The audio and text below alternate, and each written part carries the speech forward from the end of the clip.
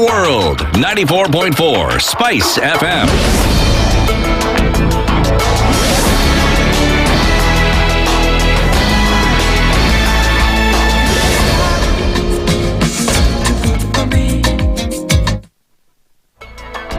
Good morning, this is the Newswire. I'm Edwin Lisamira. President William Ruto has defended his administration's handling of the economy, saying Kenya has moved from crisis to stability through key reforms. He cited high inflation, a weakening shilling, low foreign exchange reserves, and heavy debt servicing in 2022, noting that spending discipline, the removal of subsidies, and improved revenue collection have since helped reduce inflation to 4.6% and stabilize the shilling. The president said foreign reserves now stand at over $12 billion. The Eurobond has been repaid, and stated that Kenya's GDP has grown from $115 to $136 billion. He added that 14 global financial institutions, including JP Morgan, project Kenya's growth at between 5 and 5.8% in 2026. Has upgraded Kenya's sovereign credit rating from B- to a firm B, our first upward revision in many years, signaling renewed international confidence. This upgrade lowers our risk profile, attracts more investment, and reduces borrowing costs for both government and the private sector. This renewed vibrancy is a clear vote of confidence in Kenya's direction and in the reforms we have undertaken. Ruto said boosting GDP from 0.8 to 2% will rely on stronger tax collection, private investment, venture capital, and increased private sector financing. We must actualize the National Research Fund, moving from the current 0.8% of GDP to 2% of GDP. This leaves us with a shortfall today of 180 billion. Progressively, we should grow the fund to 1 trillion over the next 10 years.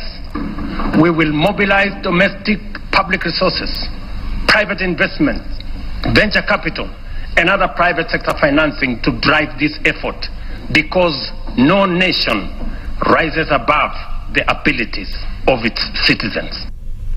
He also defended investments in agriculture through affordable fertilizers, noting that more than 7.1 million farmers are registered on the Kenya Integrated Agricultural Management Information System to improve transparency and curb exploitation by middlemen.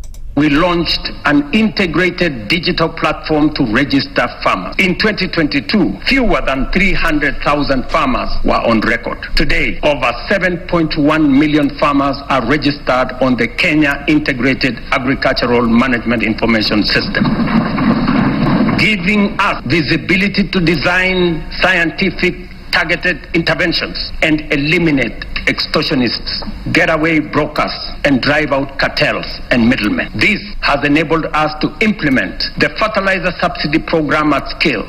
To date, over 21 million bags of affordable fertilizer have been distributed, reducing the price by nearly 2/3 and saving farmers Kenya shillings 105 billion so far. MPs briefly interrupted President Ruto's State of the Nation address with two-term chants. The chanting began as Ruto announced plans in partnership with the private sector to expand the JKIM along with the Mombasa and Lamu ports and address challenges facing Kenya Airways by next year. Honorable members, estimates indicate that achieving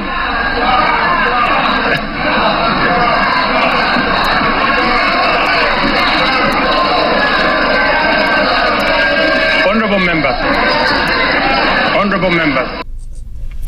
In other news, South African women's rights groups are calling for nationwide protests to demand that gender-based violence be declared a national disaster in a country where attacks on women have become commonplace. The campaign began with a viral social media movement and will culminate in a nationwide shutdown today ahead of the G20 summit in Johannesburg. Celebrities, citizens and nations have shown their solidarity by changing their social media profile pictures to purple, a colour often linked to GBV awareness. South Africa experiences some of the world's highest levels of GBV, with the rate at which women are killed 5 times higher than the global average, according to UN Women. That's the Newswire. I'm Edwin Lisamira.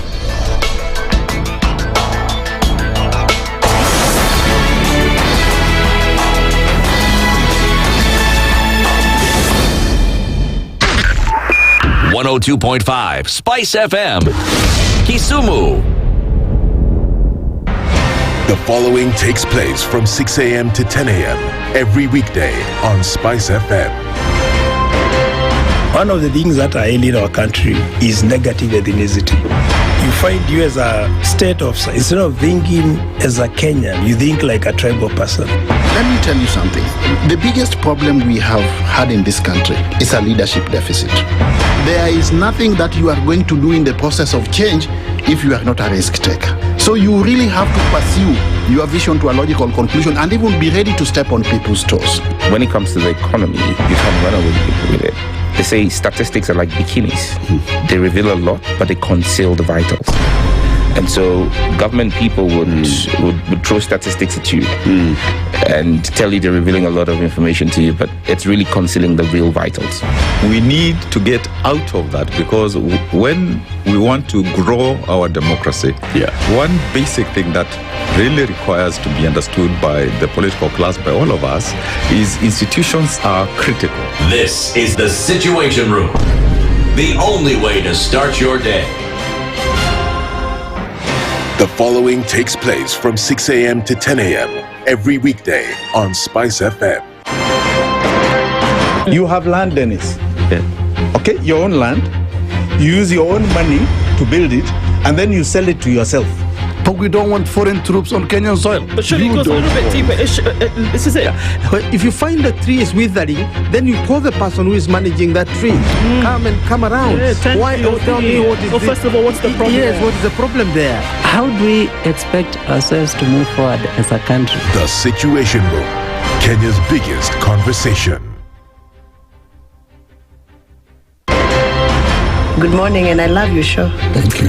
Having come from a Kikuyu radio background, I migrated to Spice because of the content. I was born in a slum, but somehow I got a break in life. So sometimes when you see the sweating coming out because of the passion and whatever it is, behind the noise, there are people, and we share the same umbilical cord. It shouldn't be like that. I am so disappointed. We used to tell Honorable Raila Amolo Odinga that he's doing police of conmanship. And even President Uhuru Kenyatta, serikali hii ndio iko na conmanship ya hali ya juu. You cannot promise people that you reduce tax, then you double.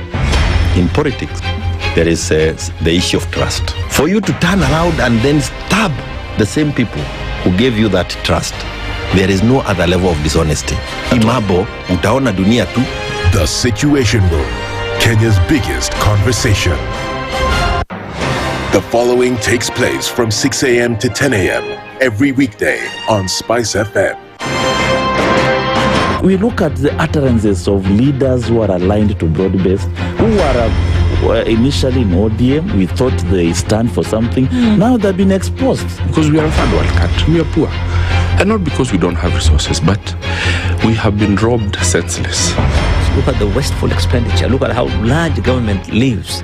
And we've said this is something that can be controlled. It happens in many other countries. Internally, we used to stand and tell him, boss, hii kitu ni mbaya.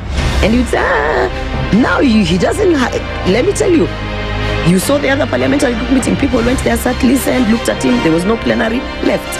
The Situation Room, Kenya's biggest conversation. Mature, intelligent talk every morning. Spice up yourself. Mornings done right. 94.4 Spice FM, Nairobi.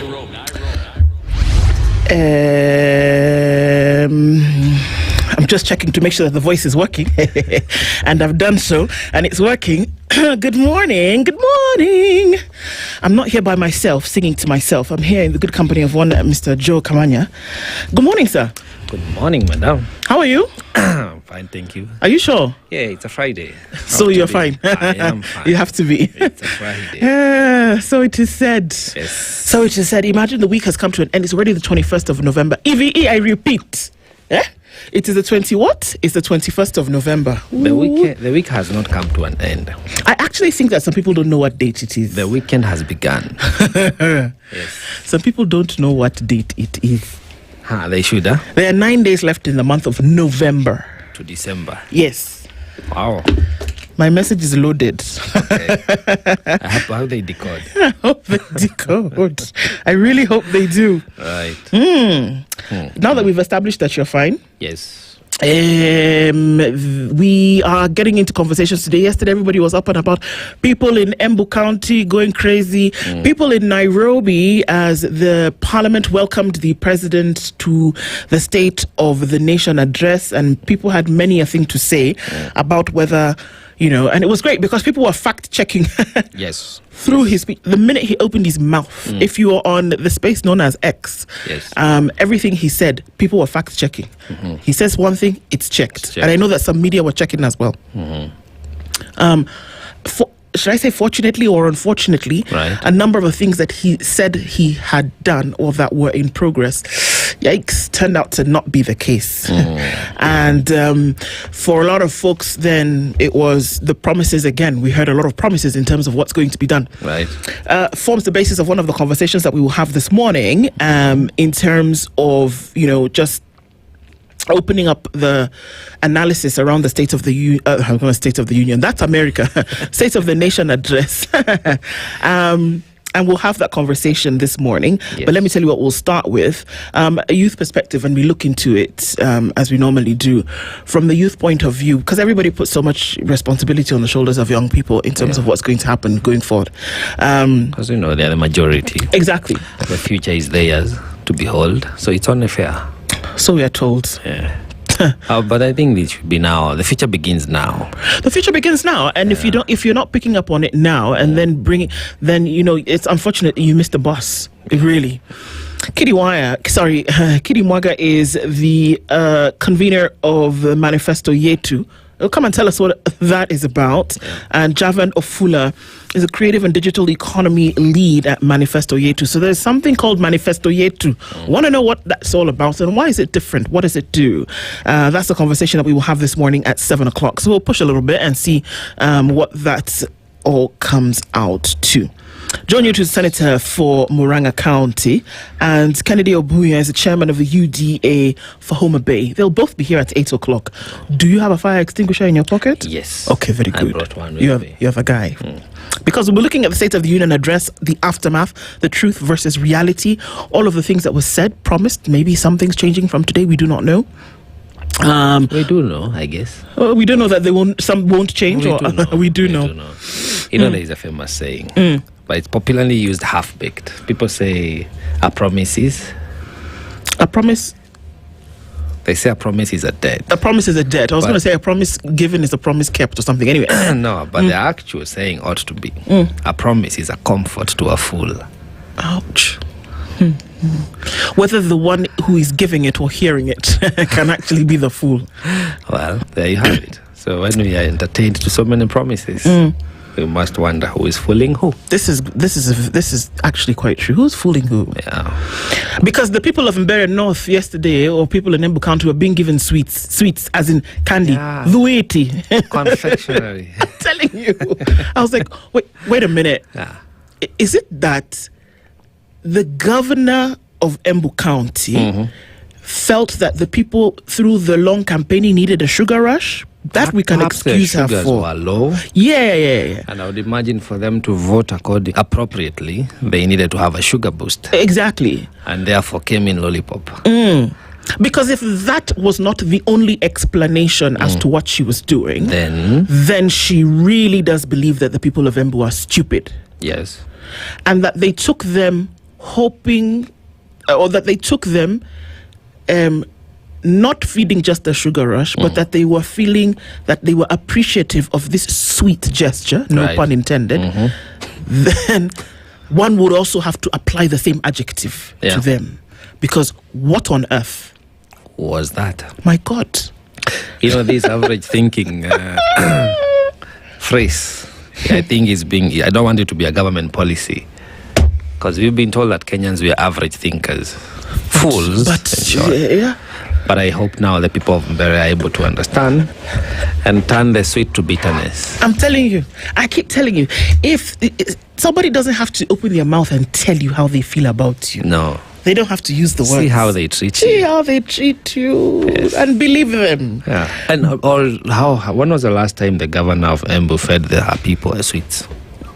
Exactly. You know, if it was a regular thing, like every Thursday, it's sweet day with Governor Mbarire, then we would say, okay, fine, this is understandable. It's just another Thursday, she hands out sweets. But this canvassing for votes, it's people doing sorts of things.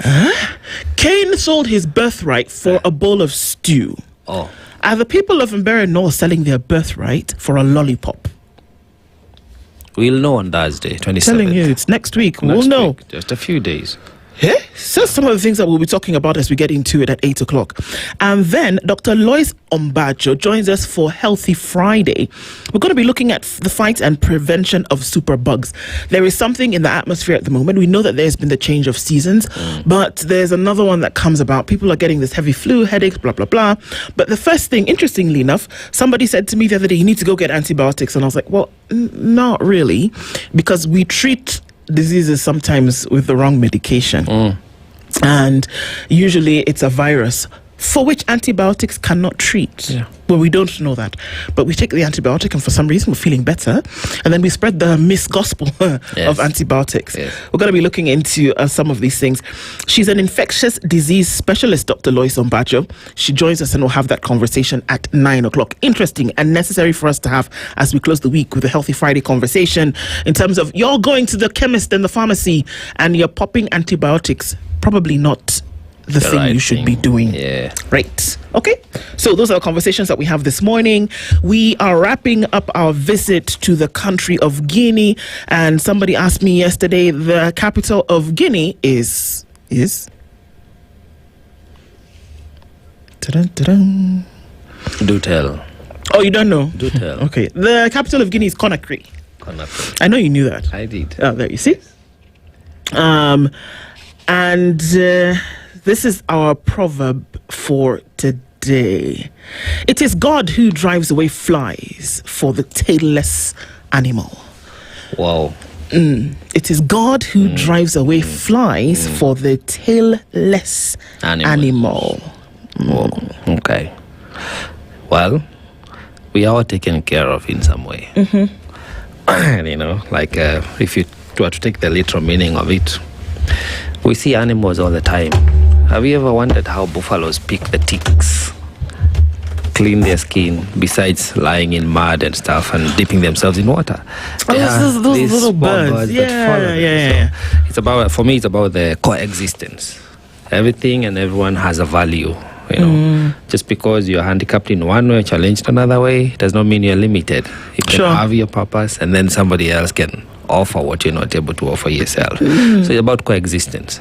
You know, it's like God takes care of those who cannot take care of themselves. There's going to be a way, for sure. Even us as humans, you know, just learn how to coexist.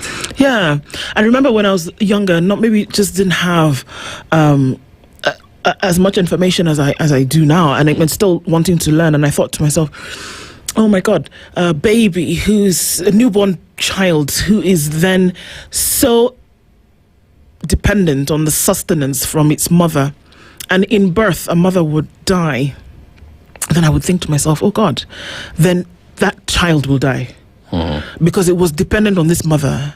But then I would hear stories of children whose mother died during childbirth, but the child survived, and they are grown up.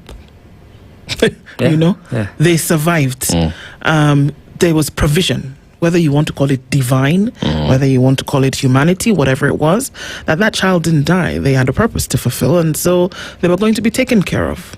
And I think where there is lack, somehow it always The universe is rich and kind. I think so. Yeah. To an extent, So, I mean, to an extent, we can tell ourselves that we don't need to worry, but that there'll always be provision. Kila, I think there's a saying like that in Kiswahili, if I'm not wrong, and I'm probably going to butcher it completely. Please do. Kila mtoto anakuja na sahani yake, or something like that. Yeah. Something like that? Yes. Okay. Yes. Yeah, there's a provision. And I think we can take hope in that this morning.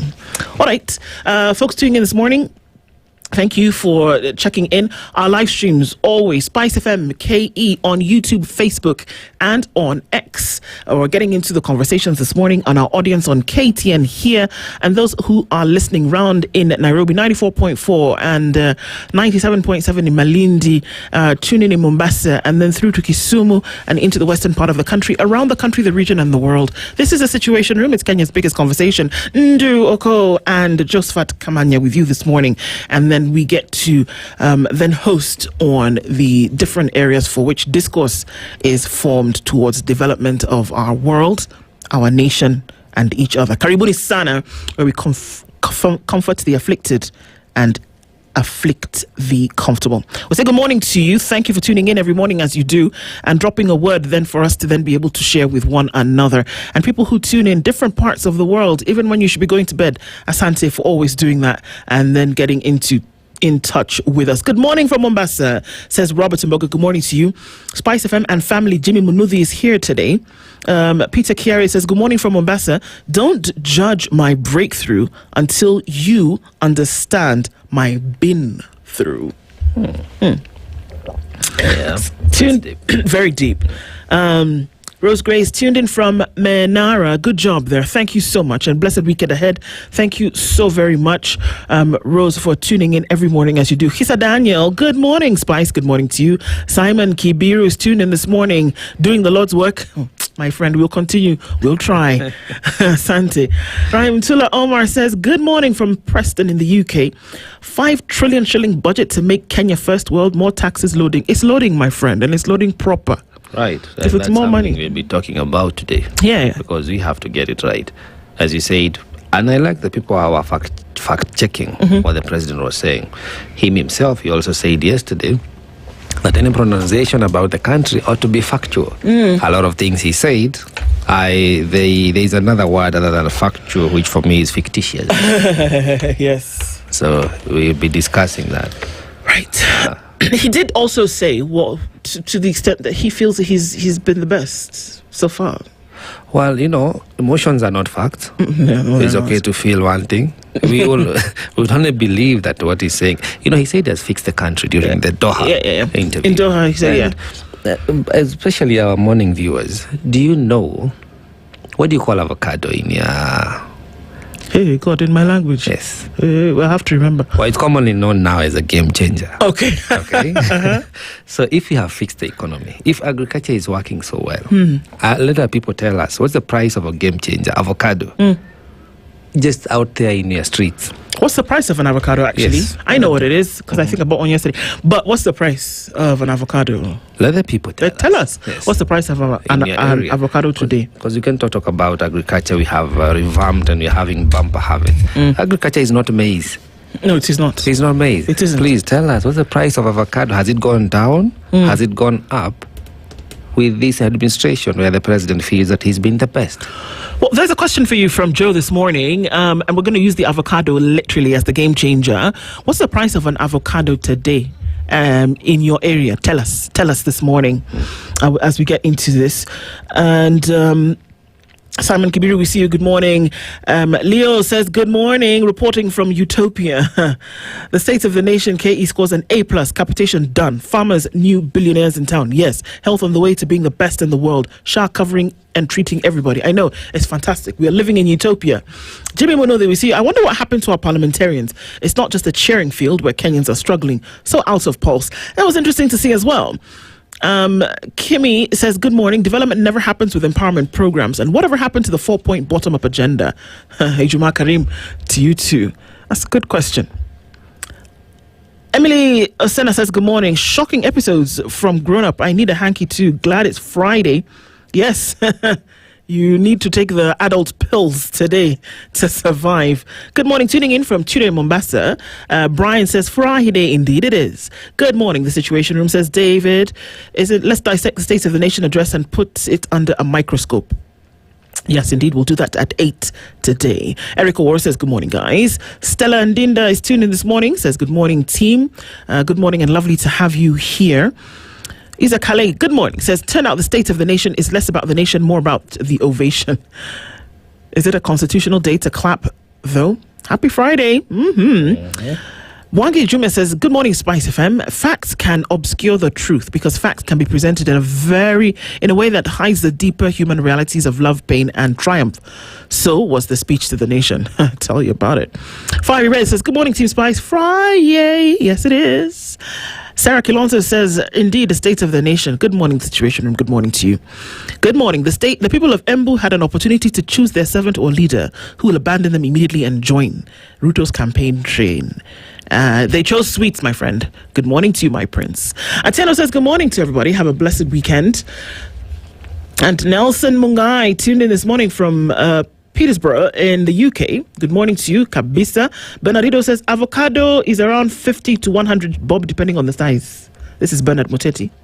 Should an avocado be 100 shillings? Should it be 50? Should it be 50 shillings? If there's a bumper harvest and if the farmers are doing splendidly well. There you go. There you go. Leo says the price as avocado, it's actually avocado, but okay. The one the size of an orange, he says, is 30 shillings. The size of an orange. Okay.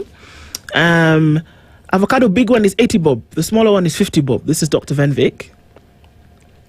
And Sona says, good morning, Team Spice. The president realized that the better plan has failed and the Vision 2030 has turned into a nightmare. He has decided to sell us a new dream of 2055. I know, it keeps going. We are not buying. This one we're not buying. No. So those are some of the things that we're looking at this morning. I bought an avocado yesterday actually for 50 shillings. Yeah. How big was it? I mean, it was about that size. So now when you look at the economy doing well and agriculture doing very well, compare that price that you paid for with what you used to pay 2, 3, 4 years ago. Yep. And remember, there's been an influx of handouts of avocado seedlings for the last 8 years by these county governors. So where do all these avocados go? Why do these basic commodities, we're using avocado as an example. Actually, it's avocado, not avocado. It's avocado. But avocado. We are Kenyans. So Macadofia. Yes. I don't even know where that came from. Excuse me. Yeah, I tried to figure it out. I was like, okay, what? So we're using that as a basic commodity just to see when you talk of the buying power dwindling of Kenyans, that you have to spend at least 50 bob on an avocado instead of what used to be 10, 15, 20 bob. Yeah. So if you have 100, how much can you buy for your homestead today? That's how those are some of the indexes you use to check how the economy is performing. But Joe, if you have 100 shillings and you have an avocado that's going to cost you 50 to 80 shillings, truth of the matter is that you're not buying it. No. You're not buying it. Yep. You're going to buy, and if it's food that's supposed to come from that 100 shillings, because this is the reality of our times, that people are buying in bits, that you're going to buy, the solid fats to cook for 10 shillings. You're going to buy vegetables for 30, a tomato and an onion 10 each, and then some unga that everything can be measured. Yes. There's nothing that you would seek that would not be measured. It can be measured into 50 shillings for you to cook that day. And that's the reality. It is. That's the it's not just it's not just using journalistic flair to say, let's make it sound bad. So that we can say people should do their job. No. It's the truth. We use facts. We use statements of fact. Yeah. We see real life experiences. Yeah. It's a hand to mouth survival. Go to the butcheries. You realize people are coming in and say, I want meat for 100 bob. For 50 bob. 50. For 150 bob. Yeah. Not that I don't want to buy a quarter of it. Doesn't mean buying a lot that is the right thing to do. But basically trying to live within the means. Yes. Because it's a hand to mouth survival. That's the country we are in. That's the economy we are surviving in. So when we hear of all these promises and glorious misrepresentation, according to me, we must be worried as Kenyans. And you can't keep quiet either. You can't keep quiet to then coddle or pamper the status quo. You can't do it. Let's say good morning to a few more people this morning as you're stepping into the room. Son of Kerner says, good morning, Team Spice. We see you. Agutu Ogembo says, good morning. What of the 10-point agenda? Yeah, good question. Good morning, Situation Room. I am Dennis from Mwakirunge in Kisaoni constituency. Most leaders annoy those who know what is happening in this country. Sindo, Frederick is in Qatar. An avocado here. Are you ready? An avocado in Qatar is the equivalent of 600 Kenya shillings. Wow. Wow. That's like 20 dirham. Yeah. And most of those are imported from where? From Kenya, yes. There you go. And you know how much a farmer gets paid for those exports? Not more than 7 shillings. Exactly. Imagine 7 shillings. Not more than 7. And that's the high grade. That is not for local consumption. No. You know, here we take the grade C, D, E. The grade A and B, not more than 7. My Lord. Those are the things that we were talking about. Right. That's the state of the nation. Good morning, Team Spice FM. Blessed it. This is Scott Atkins. Good morning to you. You've decided that it's avocado, and over that has gone to a B school is about 60 shillings. I refuse to call it avocado. I refuse, Isa. If you take me kicking and screaming, I've refused. Cecilia Ngwenyi says, good morning, Team Spice from New Jersey. Let's build a nation. Indeed. Everybody, karibuni sana as we get into the conversation this day. So we are going to look into the headlines, stories making the headlines today. Of course, a lot of the headlines capturing the aftermath of the state of the nation. And we'll start on Kenya's bold newspaper. It's The Standard. Simply out of touch is what the headline is today. The chance of two-term by MPs during President William Ruto's State of the Nation address confirmed the worrying reality that Kenyans are on their own. It depicted a leadership disconnected from reality, just like the president's speech that cherry-picked successes and overlooked pressing issues. Chronic healthcare gaps went unaddressed. Education struggles were ignored. Meanwhile, Kenyans face rising living costs, economic pressures, and worsening insecurity. Ruto offered aspirational promises but left the country's most urgent problems untouched. That is the state of the nation. Let's look at some of the highlights from that on this front page. 250. It's the proposed construction of 250 mega medium dams.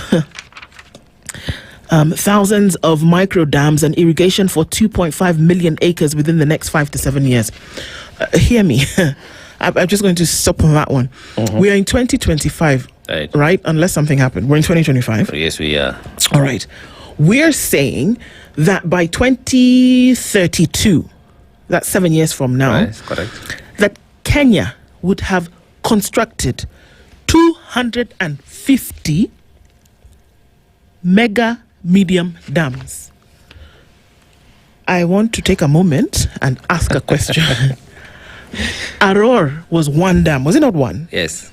Kimwarer was another. Was one, was it not one? They didn't even start dripping water from the thing. And it was wrapped up in all kinds of controversy. I am just going from, lived experience is one of the best teachers that you will ever have. So if you talk about mistrust and distrust, it's not because Kenyans woke up in the morning and decided, we don't trust you. It is their lived experience to say, what did you do before? If you're in Ethiopia and they tell you in the next 10 years we are going to build a mega dam, the people of Ethiopia are likely to say, actually, yeah. We can see that because what? You did it without borrowing money. We did it. Okay, fine. That's just one. Do you see 250 mega to medium dams being built? Those are just the mega ones. Because in addition to those, there will be thousands of micro dams. The small ones there that people in the community can then go and fetch water. So we don't have to be drinking water emanating from the ground. All of this, over 2.5 million acres, will be constructed and completed in 5 to 7 years. Okay, you don't believe it. Let's go to another one. I do not. Maybe I can help you in this thing. Let's see. Road projects. Sawa. 28,000 kilometers. It's been announced that the dueling of major highways, including the Rironi, Naivasha, Nakuru, Mau Summit Road. This road has been under construction for how long? Years. Never finished yet. But they've told us that this road, in addition to that one, they plan to tarmac 28,000 kilometers of roads and dual 2,500 kilometers more. So dual means that now you will take it from the single lane to now expand it to a double. So you can go and come on the same road. Understand? They said that they will do it 28,000 kilometers. Can I go on? Please do. All right. State. 10,000 megawatts. We had a conversation here last week on Friday. And if you were to have the production of 10,000 megawatts of electricity, of power, energy, essentially, that there's nothing you can't power. That you would power industry from here to there. You should be manufacturing 27 hours a day. And you should be selling these things for profit. Because if you use plenty... Okay. The energy sector aims to add to what is already, add to the 3,200 that Kenya has at the moment, of megawatts of power through geothermal, solar, wind, hydro, and nuclear sources. This is all happening in Kenya. Then there's going to be an education boost. Are you ready? You know, on energy, we must be careful. The president said that we must not mislead Kenyans. I also opine the same. He must not mislead Kenyans. Yeah. There's been this campaign about a nuclear plant so that we can have more energy generated. But internationally or globally, there are laws and statutes that you must satisfy for you to establish a nuclear plant in your country. There has to be a power demand of more than 5,000 megawatts. Today in Kenya, we are below 3,000, and we are able to generate almost 3,000. Yeah. So this is a far-reaching, I think we are being psychologically hacked. The question would be, for what? For what? And I love what the Kwale people did. They refused to have the nuclear plant in their county because also it comes with this environmental impact. Now it's been taken to the Western Nyanza region. Yeah. Let's see what they say. But stay woke, Kenyans. Stay very woke. Yeah. I want to... It's not me who's annoying you, Joe. It's... I'm reading. breathe. I think Joe needs some water. 700 billion shillings. There's going to be an increased education budget from the 490 billion to over 700 billion, promising better infrastructure and staffing. Hello? The money that you were supposed to pay them this year, you didn't pay. But coming in the future, I will pay. And there's a looming strike come January. We have not confirmed our teachers to permanent and pensionable. And junior secondary school teachers said, we are high school teachers essentially, but you're domiciling us in primary school, which means that we cannot then get to a higher job grade. We can't, because we're still teaching in primary school. Thought to be lower cadre. You know, I think this country needs to move with haste, slowly. Move with haste, slowly. We slow down, fix what we have, streamline the systems that we are working on already, and just perfect one thing, at least make education work. If nothing else. Okay. Well, the president also said that an economy plan has been unveiled. A sweeping economic plan centered on infrastructure expansion, agricultural self-sufficiency, and turning Kenya into a net importer. Exporter. Oh, sorry, net exporter. Because I saw net importer because I was going to say, but Kenya already is a net importer. That's what we are. Kenya is a net importer across board. So to turn Kenya into a net exporter, all right. You know that infrastructure expansion is about this thing that is being spoken about, setting up a national infrastructure fund. Yes. We'll be dipping into that because that amounts to double taxation. Okay. Let me just read the remaining three and then I ask you one question before we look into other headlines. Yes. So 5 trillion shillings has been pledged. Sorry. Let me behave yourself. 5 trillion shillings in this infrastructure plan. He said, so don't worry, Joe, no new taxes. Sawa. I'll tell you. Or no borrowing is going to fund this infrastructure plan. No, 5 trillion shillings, they're not going to borrow it, and they're not going to tax you more. So I don't know. You know how manna fell from heaven when the Egyptians, where the Israelites had left Egypt on the way to Canaan. I don't know now if 5 trillion shillings will fall from heaven, but it's not going to be borrowed, neither is it going to come from your taxes. You understand? I hear you. Okay. I refuse to understand. The creation of a national infrastructure fund and sovereign wealth fund to attract private capital has also been announced. There's a country called Norway. Yes. Okay? They have a sovereign fund, as many countries do. But you know what they've been able to do is that this money has not come from taxes. No. This money has not come from borrowing. Where this money has come from has been the surplus profit from the work that government does and sells. This net exporter story. So because of the extra that they get, and they've done their everything, they've paid people, they've catered for their everything. budget. Then they start to put some money away into this sovereign, so that if the world ends and they say people of Norway, you're on your own, everybody in that country, everybody will be given something. It sounds so simplistic, but that's exactly what it is. No, you stated it as it is. That's how even people get tax refunds in those countries. Exactly. Well, in Kenya, we don't have sovereign fund. And I'll tell you why. Because our government does not do any trade. It does not do any business. We have no gold, no coffee, no Where are you tea. getting the extra from? Not even the extra. We do not generate any sovereign fund. Because sovereign fund is profits from what you've sold. You know, like South Africa, they do sell. The part of the gold trade is run by the government. So they're able to generate some sovereign fund. Kenya does not have a sovereign fund. Tell me what we sell as a government of Kenya. To get this fund. Yes. Norway, you say, they'll sell this green energy and another stuff. And that's how they're able to generate. If the government was structured in a way that we're in the business of rare gems and minerals, then we would be talking about the sovereign fund. Yeah. This sovereign fund is money that will be taken from your income tax, which you already pay. So developing a sovereign fund, in quotes, from our income tax is double taxation. You are talking about sovereign fund. There is an equitable fund that was supposed to have been set up 10 years ago in order to make it possible for folks who were in ASAL areas or what it was called marginalized areas till today. So is this sovereign fund that you will now do when equitable fund you've not done? Also, it's been confirmed that the Kisumu SGR extension to Kisumu and Malaba starting January 2026, tomorrow, literally next month, January. After that SGR will begin. Sawa. See, you say sawa. No, because I do have a question. At what cost? Okay. We complained that the budget for this existing SGR phase 1 was bloated. So can we have a public audit? Because, we have the BQ, Bill of Quotation. Yep. Can we have that? Because it's our money, it's our SGR, it's our project. So can they just surface the public with that document? So, then I will say sour. Then we're waiting for Joe's sour. Then also funds, privatization proceeds, those ones you were talking about, will be ring fenced for investment global models like Temasek and Mubadala.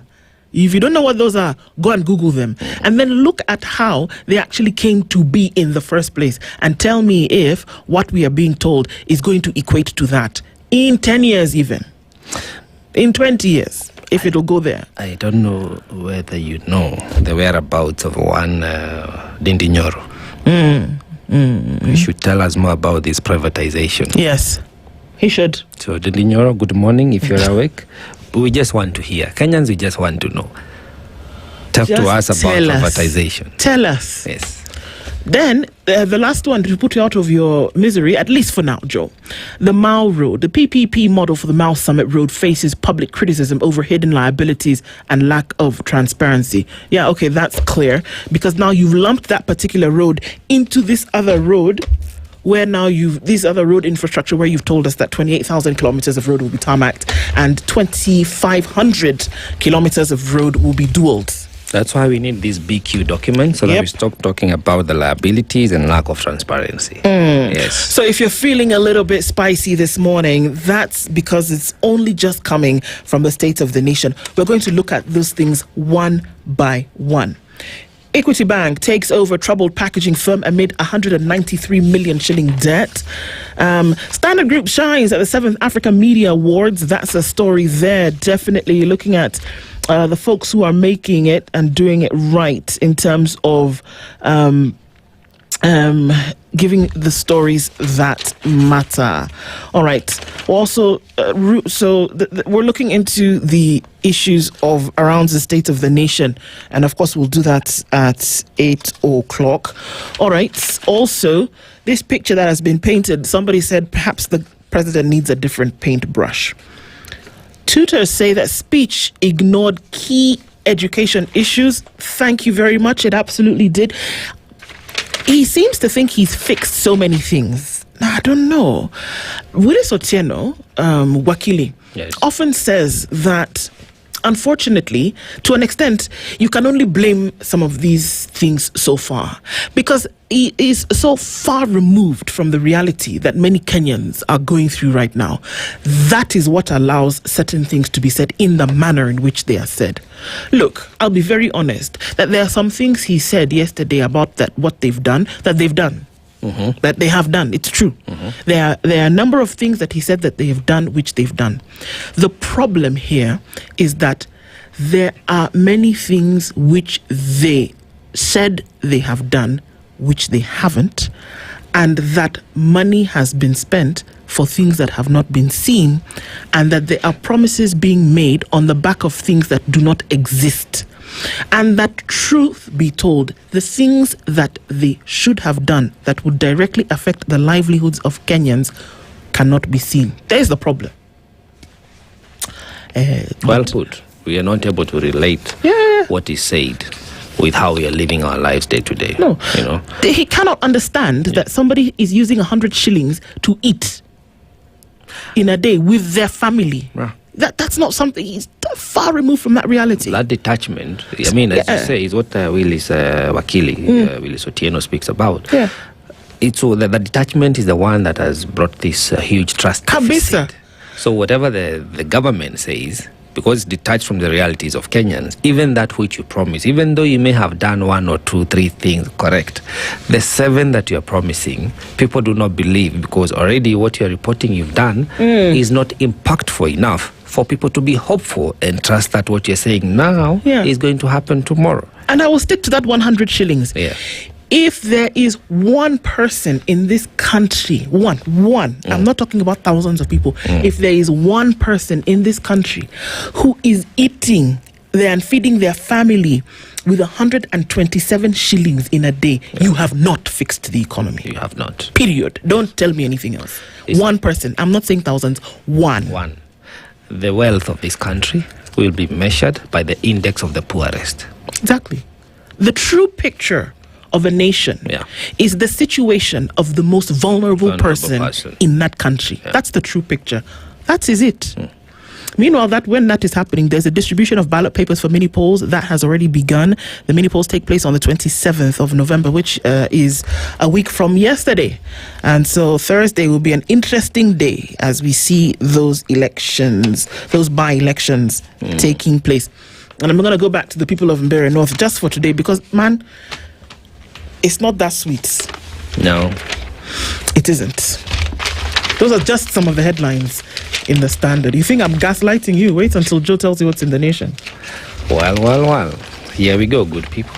The Daily Nation talks about the Ruto's roadmap to Singapore, in quotes. So is it a lofty dream? Well, a bullish president, I'm reading. Okay. So these are not my words. Okay. A bullish president, William Ruto, yesterday outlined his grand vision for the country's belated transformation into a first world nation, but for which means Kenyans must pay a hefty price, 5 trillion Kenyan shillings. The money you're saying will not be borrowed nor taxed. We have to pay. Well, to actualize that dream, casting the image of a man on a mission, he highlighted how he will deliver Singapore, in quotes, amid criticism. His plan is out of touch and devoid of reality. Is he too ambitious? Will he surmount the challenges? Those are the questions. And then we have the big four that the Daily Nation has picked, and one being the economy and agriculture. It says we must turn around, he said we must turn around our economy from a net importer to a net exporter of products, goods and services. The most urgent being imports of agricultural food products that cost us 500 billion shillings every year. As I mentioned earlier, we have already made interventions to reduce imports of maize, sugar, edible oil, rice and wheat, but our efforts are undermined by the natural limit of rain-fed agriculture. Trying to evoke emotions of the dams that you mentioned. The second one, please breathe. I'm breathing. It's education. Oh God. It reads, we have increased the education budget from 490 billion in 2021 to over 700 billion Kenya shillings this year, which has facilitated better infrastructure. Has it? In our education system, more teachers and trainers, and enhanced funding for our colleges and universities. I don't know how the funding model is running out. In where? He continues to say, I have reorganized government departments to establish a dedicated state department for science, research, and innovation to support the urgent need to scale up STEM courses. Proceed. There's a 37% shortage of science teachers in Kenya. 37%. You want to offer STEM as one of the pathways, and you don't have qualified science. I'm not talking about the teacher of history who's been told, where, Joe, come teach science today. No. I'm talking about the one who is schooled to teach science. 37%. Shortage. Yes. And remember, with that shortage, still the ratio, even if you are to meet the 37%, the ratio of teacher to student is still imbalanced. Yes, it is. So when we say, anyway, okay, the third one is energy. To modernize our economy, leverage technology to create new opportunities to turn our agriculture and natural resources into products, manufacturing and industrialization, consume many megawatts of energy. As a result, we have to generate an additional 10,000 megawatts in the next 7 years. This is what we were talking about earlier, so as to move our country to the next level and undertake the transition necessary for our growth. Okay. Well, no comments. Okay. The fourth one is transport and logistics. It reads, as a region's economic and diplomatic hub, home to the UN's largest office in the global south, and the 6th largest economy in Africa, Kenya must maintain world-class seaports, airports, highways, and digital corridors. To scale up our transport and logistics program, the Ministry of Roads and Transport has already mapped out a comprehensive network of 2,500 highways for dwelling and 28,000 kilometers of roads to be tarmacked. Today, later, right, I want you to just, when you leave this building, turn east. Yes. And then after that, turn south, north. There's a road called Enterprise Road here. There's a gentleman who actually called in a couple of years ago, and he said, you know what? When I was growing, I was in primary school. That when they started working on Enterprise Road, I graduated university, I am working. Enterprise Road is still like that. I keep talking about this because it is an example of how it is difficult to believe you. Enterprise Road connects Mombasa Road to industrial area. Yes. And that road where goods and services are moving every day is a nightmare. A nightmare. There was a contractor who's been paid. In fact, what are those things? Boards are still there. They've been there. They've been painted, repainted, put back up.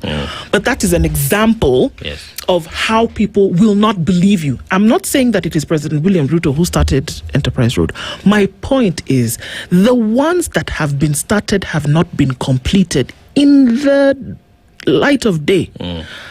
What is it that you're going to do differently that will ensure that this 28,000 kilometers of road that you're talking about in the next 7 years is actually going to be done? And as you rightly put it, Enterprise Road is a major corridor. It is. It feeds into the economy and the industrialization of our country. So, begs a lot. Now, page 8 of the Daily Nation. Kalonzo says that the speech was merely self-praise. And he goes on to say, the opposition delivered its verdict on President William Ruto's State of the Nation address, accusing him of sidestepping public anger, overlooking the grievances of the Gen Z protesters, and offering empty promises. Dr. Ruto hailed his presidency as having ushered in sweeping reforms and dismissed criticism by the opposition. In a statement read by Wiper Patriotic Front Chief Kalonzo Musyoka, the opposition described young people who poured into the streets end digital spaces in 2024, and this year as a generation propelled by a principled revolt against corruption, economic strain, and political impunity. The opposition also accused the president of turning a blind eye on frustrations tied to the cost of living, to the rollout of the Social Health Insurance Fund and the housing levy, issues that ignited the demonstration. Mr. Musyoka said Dr. Ruto's speech leaned heavily on self-praise. I mean, well, funny that it's coming from the opposition, but factual. Yeah. So there's a lot to be desired. And I think also now this so-called opposition, in my opinion, the coalition of the deputies, they must start telling Kenyans what they will do or what they would do, because they're saying they want to be in the presidential contest. It's okay for them to we can call out and critique the government because we are the consumers of those services and the policies.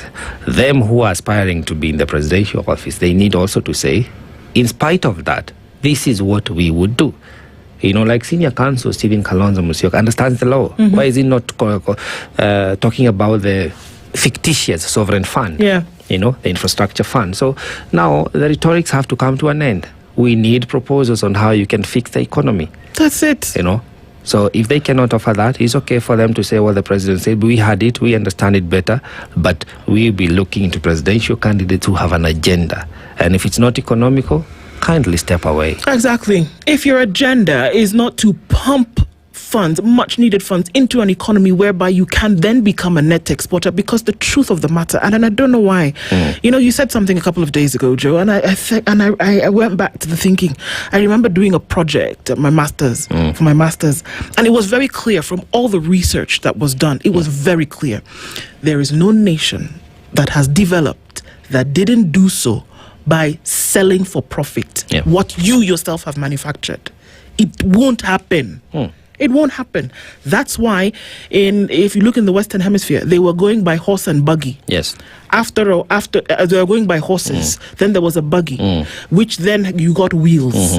Then from those wheels, somebody then started and got to turbines. Yeah, exactly. Started moving the thing, and then they said, you know what? In order for us to get to the next, we have to be able to move faster. You had a road network then started to be developed. And then you said, this thing, we have it here. What can we turn it into that will then, somebody needs it, that we can then now sell it? Then that's how you build an economy. This thing doesn't work unless you make, sell, and get a profit. That is how you will develop. There is no country on this planet that has developed by praise and worship. It doesn't happen. Nada. And look at the whole trade revolution that we have experienced. The Chinese, so-called then merchants, they moved hundreds of years ago. They had to move from Asia. They came to Africa. And you know, the Chinese were here before the Portuguese, before the English. And what were they doing? Trading. And look at them where they are now. Countries like Portuguese, how much does Portuguese export? But you know that economy has been fed by some of the Western. Indeed. So we need to look, as Western African countries, as you say, we have to look into what we can do and sell. You cannot grow wealth if you're not liquid. Come on. Simple. I would think it was 1, 2, 3, but well, clearly not. All right, last story as we go to the top of the hour. It's this one. It's in the Star this morning when we look at also the State of the Nation address captured by the Star today. But that story that's on page 16 talks about Chinese staff in viral attack video has been deported. So we saw that video where the gentleman was really abusing one of the members of staff there in that manner, which was just wrong. And then we saw not too long after that a couple of pictures whereby they were shaking hands. There was another video where they claim that now, you know, they were friends again. It was, you know, I was just angry that day. You understand? Well, somebody didn't take that too lightly and said, you know what, get out. He's been deported for assaulting a Kenyan worker. Chinese national who was captured on video assaulting a Kenyan employee was deported from Nairobi on Wednesday. Xi Jinping departed aboard a China Southern Airlines flight to Changisha Changsha, she, a manager of the TCM Mabati factory in Uasin Gishu County, was seen striking a Kenyan worker with an iron sheet, first of all. The victim, seen in the video raising his hands in a plea for mercy, did not retaliate. The reason for the attack? Unclear.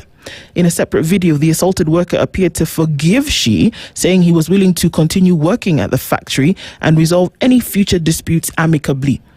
The Chinese embassy in Nairobi confirmed the dismissal of Shi and described the incident as isolated. Doesn't happen all the time, guys, So the embassy urged its nationals in Kenya to adhere to local laws, regulations, and cultural customs, emphasizing that the case should not affect investment cooperation between the two countries. You see, even in that, first of all, that thing we're just talking about, China is still even operating here and still selling for a profit, and then abusing Kenyans.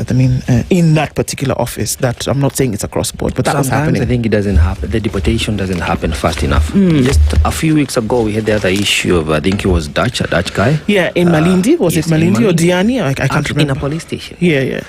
So, and those are officers.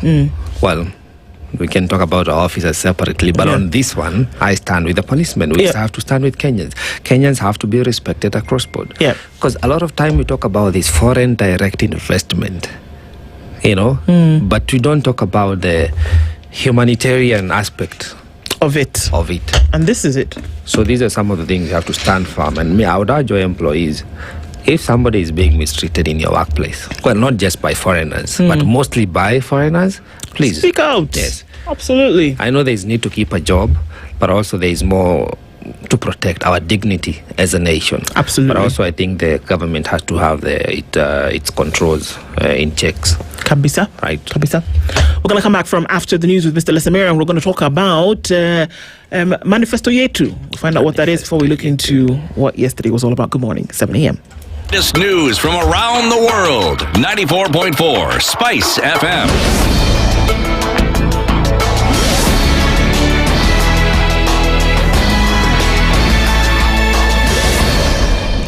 Good morning. This is the Newswire. I'm Edwin Lisamira. President William Ruto is due to assent to the government-owned enterprises bill today. He made the announcement as he addressed a joint sitting of Parliament on Thursday. The bill, approved by both the National Assembly and the Senate, provides for a legal framework for the establishment, governance, performance, and ownership of government-owned entities. It will facilitate the reconstitution of existing government-owned enterprises into public limited liability companies. The bill also provides the legal basis for the establishment of the National Infrastructure Fund, which aims to mobilize both public and private sector resources for major projects. This fund is the strategic solution that will provide a framework to innovatively scale up our resources to match our ambition. It will fulfill our manifesto commitment to rebuild Kenya's infrastructure while reducing reliance on tax and debt. We will do this by using budgeted resources prudently and introducing a financing architecture that leverages capital markets, diversifies ownership through unlocking of national assets through privatization, and use PPP frameworks to channel private capital into public priorities. Cancer patients will benefit from an increased SHA allocation, with coverage for treatment rising from 550,000 shillings to 800,000 shillings. President William Ruto announced during his State of the Nation address on Thursday. The new allocation will take effect in December, following complaints that the previous amount was insufficient to cover treatment costs. The president also praised the insurance scheme, noting that over 27 million Kenyans are registered and that the government covers treatment for the vulnerable.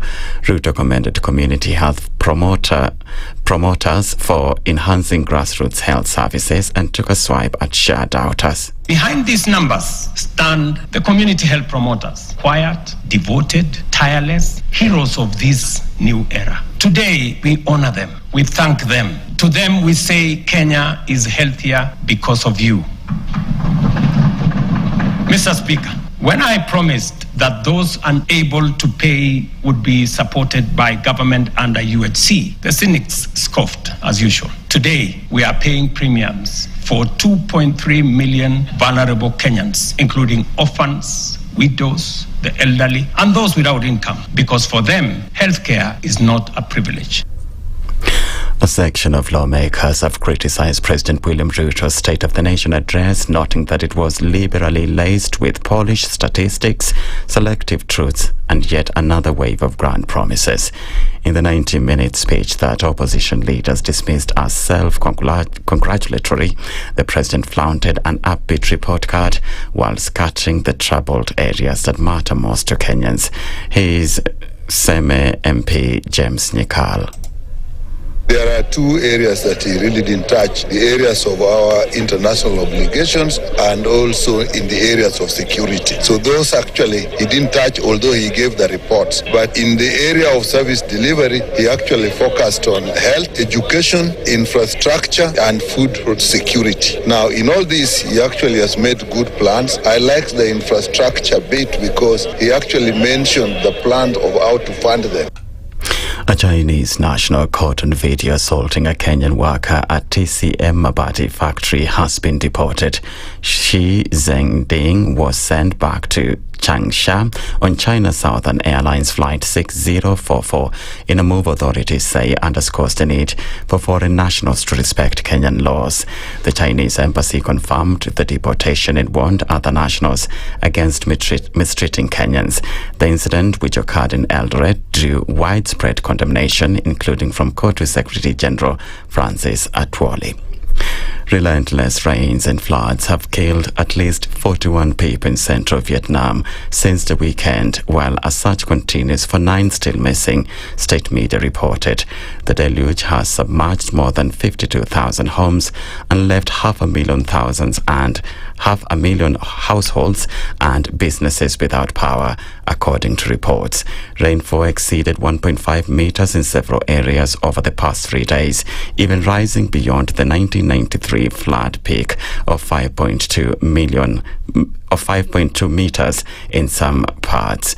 That's the Newswire. I'm Edwin Lisamira.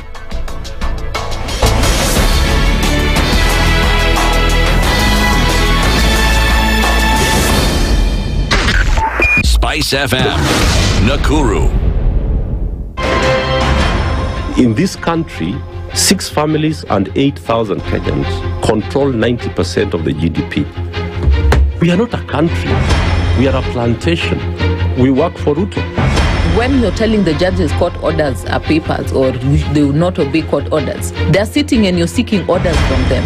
So how are they supposed to interpret it? Isn't it an oxymoron? When you see a judiciary that seems to be under some control somewhere, you start questioning. We have very powerful governors, but they don't use their offices to serve the people. If you are not shameful to do what you are doing, why should we protect you? I'm human. Everybody's human. So when you're told, kuja tuongee, I mean, you'd be a fool to say, stagi kuongea. Conversations have to be had, you know? People in leadership should only go into leadership if they are ready and willing to change the lot of the people. The Situation Room, Kenya's biggest conversation.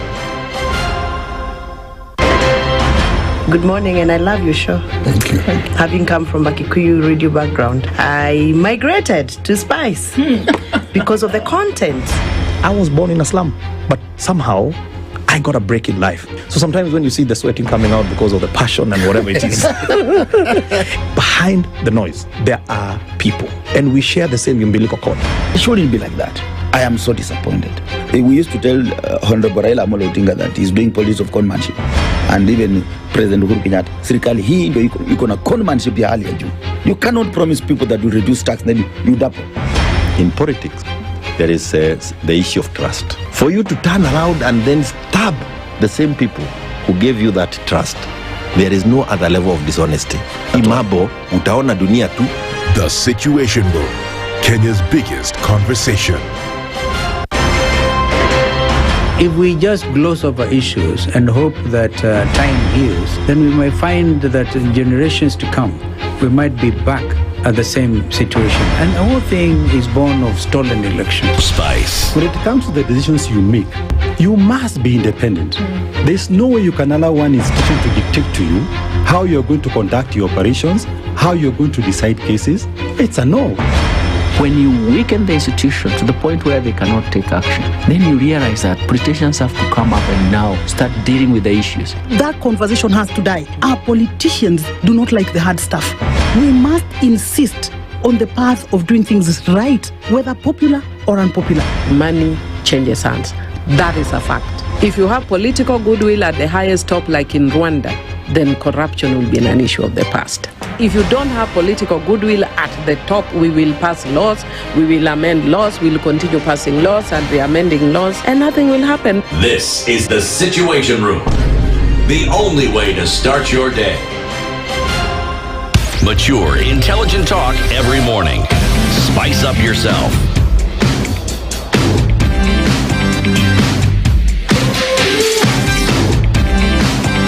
Mornings done right. 94.4 Spice FM, Nairobi. It's 9 minutes after 7 o'clock, and we continue with this conversation this Friday morning. It is indeed the 21st of November, getting towards the end of the month real quick. And as we do that, we'll continue conversations this hour. It's Ndu and Josphat with you this morning as we get into the second hour of the last show for this week. And we're going to be looking into Manifesto Yetu at this point. And before we get into that conversation, just to let you know who's here.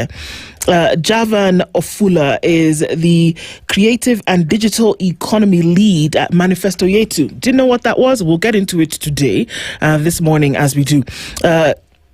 Kidi Mwaga, who is also the convener for Manifesto Yetu, will be with us in a short while. But even as we do, let's get into things this morning with you. Very good morning to you, Javan. Morning, how are you? Very well, thank you. Karibu sana. Asante. You're going to be telling us all about Manifesto Yetu. Yes. We'll do that in a short bit. We'll also get you to interpret our proverb as soon as Kidi gets here so we can do that together. But in the meantime, from a youth perspective, because a lot of things were said, a lot of things were hammered out yesterday within the walls of Parliament. If you were to look at the things that were said by the president yesterday in terms of how government has performed and the plans for the future, what do you feel about these? I truly feel like government was talking from a space of ambition, not necessarily a reality on the ground. Because being one of the young people that has truly experienced what is happening out there, and also have had conversations that, of course, we will talk about later with young people across different regions of Kenya. That is not the reality on ground. And of course, we would love to see that articulated. We've come from a point where there are so many promises that don't actually come to be reality. And yes, it is easier said than done. The question would be then to pinpoint in reality where those things that were mentioned are in. Interesting, Javan. And you see, the president in his speech said that we have to be factual. Yes. How we pronounce anything regarding our country, so that we don't mislead Kenyans. And you put it rightly so, evidently. All the papers support you today that some of the things he said were more ambitious than factual. But what are some of the areas you feel that we were misled, that we were misguided? For once, I want to talk about two things. The TVETs, and the president outrightly pointed that our TVETs are very well sufficiently, have what it takes. I've been to some of them, and I want to talk, for example, about Nairobi region. Most of these TVETs are not as said. And this is something that comes from the actual beneficiaries, those that go into those TVETs. And what was said yesterday might be just a sampling of some of them. We will not say entirely that it's not there, but it's not in that lump sum as was put out. The second one is in the sector of job creation. And as we saw in the last 2 years, young people have shown their frustration because there's lack of employment. Saying that the privatization that has been done is to save that seems as an ambition. And what I'm saying again, let it remain as an ambition that we are working to and not the reality as of now. Yeah. Okay, let's take a couple of steps back, because as you may know, we look at a proverb from a different African country every week. And even as we get into this conversation, let's just hear your interpretation of this. Our proverbs we have from Guinea. Guinea in West Africa, colonized by the French, surrounded by a number of countries, whose capital is Conakry. And they've had some interesting times in the recent past. But let's look at what the proverb says today. It is God who drives away flies for the tailless animal. It is God who drives away flies for the tailless animal. Interesting. My interpretation would mean that, and in this way I'm going to take it also from a spiritual perspective, that God comes in when we clearly speak out of our shortcomings. And that again also speaks to spaces that we are in as leaders, that we have to accept our shortcomings so that then the support can be fully embraced for our own good. Yeah, absolutely. It's great. So for the youth perspective, we want to always look into, all right, there's so many voices that are coming up every now and then. And to help us understand what specific roles, or even general ones, will youth then take up? Because the youth of today will not be the youth of tomorrow. And that if there is a place that must be filled, and I do think that there are a lot of places that are already being filled, and that the understanding that it is in the hands of the younger people that we will put a lot of things going forward. Governance, the building of the economy, teaching, across board. So Manifesto Yetu is obviously something. Please let us know what that is. I will start by going back to, of course, when the Gen Z revolt started. And as came of time, there's so many less, faceless, leaderless. And as we went throughout the country, we asked, what are the lesses? Because, the less that are in media and newspaper is just less of the few, again, as you say. And every other youth in every other region has a less that they would love to be addressed.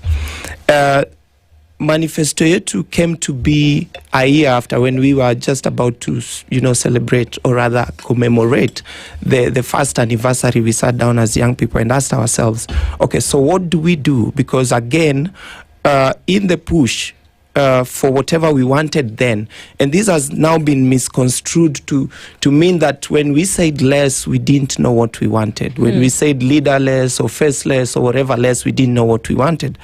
But entirely and deeply, it meant that we didn't want to be in office to mean change. We just wanted the right things to be done.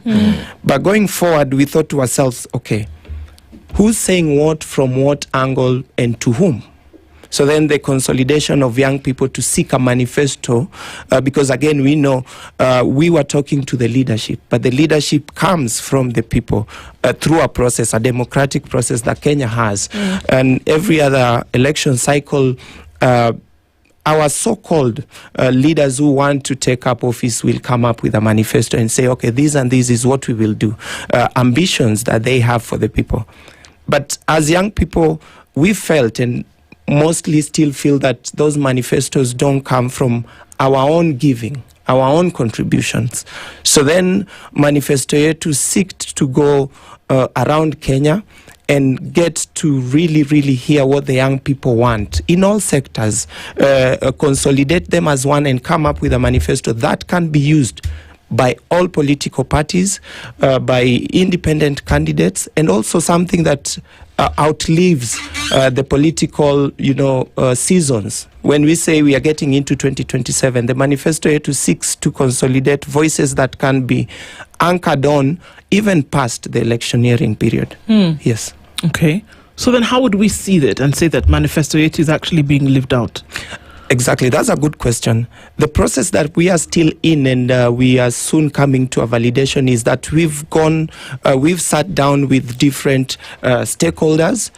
We've gone to different regions of Kenya. Of course, we would have wished to go to the 47 counties that we have, but time and resources couldn't allow us, and then we reverted to the so-called regions, or rather the provinces that we have. So we've gone to regions, collected voices, consolidating them now, and of course, after validation with these same young people, put it out there, push it, with our leaders to see that it is articulated. Of course, it's long work that we have ambitions and seeing them, but speaking to each other and living by those, then we'll see us achieve something. Okay.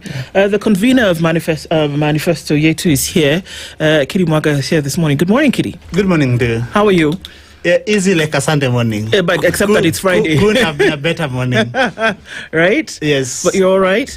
Well, thank you for making it here this morning. Javan was just, kind of explaining to us a little bit about what Manifesto Yetu is. Yes. And we're coming from a place whereby there's the youth, this one block that everybody keeps talking about, youth employment, youth politically, youth this, that, the other thing, without taking into consideration that there are quite a number of sections of voices that are already speaking up, that there are young people who are speaking up in their communities. Yes. There are young people who are doing things in their communities. Yes. There are young people who are offering themselves up in positions of leadership. That's true. So is this coming to consolidate all of that, or is it another voice that's being added to what is already there? A profound question, Ndu. Well, you remember that last year and this year, we've had very many voices of young people. For instance, you know that I ordinarily identify as the convener of Interparties Youth Forum. So we decided as young people from different sectors that it was improper for us to be speaking in a segmented manner. So for instance, the latest survey by TIFA was indicating that the most popular political party in Kenya is UDA, standing at 16%. That meant that there were so many other voices out there that whenever we were speaking would be left out. Jovan, as you might have discovered already, is an exceptionally talented political organizer, but and also a creative within the very many sectors and communities in Kenya. There are other people who are representing different other interests elsewhere. So that is why when we came together under Manifesto Yetu, we brought together these different segments, YSO, academia, creatives, and of course the rest of us from political parties. Because the challenges that we are facing are cross-cutting, but our voices were segmented. So as a critical first step, we then decided that we cannot pretend to be speaking for young people when we have not intimately understood that what is the experience of our fellow other colleagues. Then we then embarked on the process of documented the deepest frustrations of our colleagues and their best, highest hopes. Nice. Well, and when you look at that process of trying to have a collage of issues, bring them on board from all corners of the world, and onboarding various set groups, would you say, given what happened yesterday from the State of the Nation, that the issues you have captured in engaging everybody across board, across the country, the concerns that they have raised, the ambitions that you have as a group, would you say they were echoed in that State of the Nation speech by the President yesterday? Well, one thing I would say is that the President's speech was very pragmatic and very conciliatory. You noticed that the President spoke without any hubris, but then speech in itself is not enough. So one thing we have made peace with as young people is that the issues of young people have always been left out and left behind. For instance, the last administration did young people bad in very many respects. But again, you remember that President Kenyatta is one of the most eloquent statesmen we have this side of the tropics. Right. So then we decided that we will turn the issues of young people into political questions and then attempt to find a political answer to them. And that begins with organizing and mobilizing the voices of this demographic segment and making sure that then we put them within the structures of the mainstream political process. Do the young people agree that the president and the government at the moment is actually doing what should be done to lift this nation from where it is to where it should be going? Because you mentioned that his speech was void of hubris. If anything, it was peppered with hubris because he said very clearly that he has done the best amongst presidents for a long period of time. He said that he has sorted out the nation. He was extremely confident in himself. Yes. So I don't know that that would be the position that he presented yesterday. It didn't come from a place whereby he was meek and humble and saying that we've messed up but we'll do better. It came from a place where he's sure about what has been done and where the country's going in the future. Before I let my brother Javan come in, I think the lack of hubris was in his body language. You and I have watched the president address other meetings before.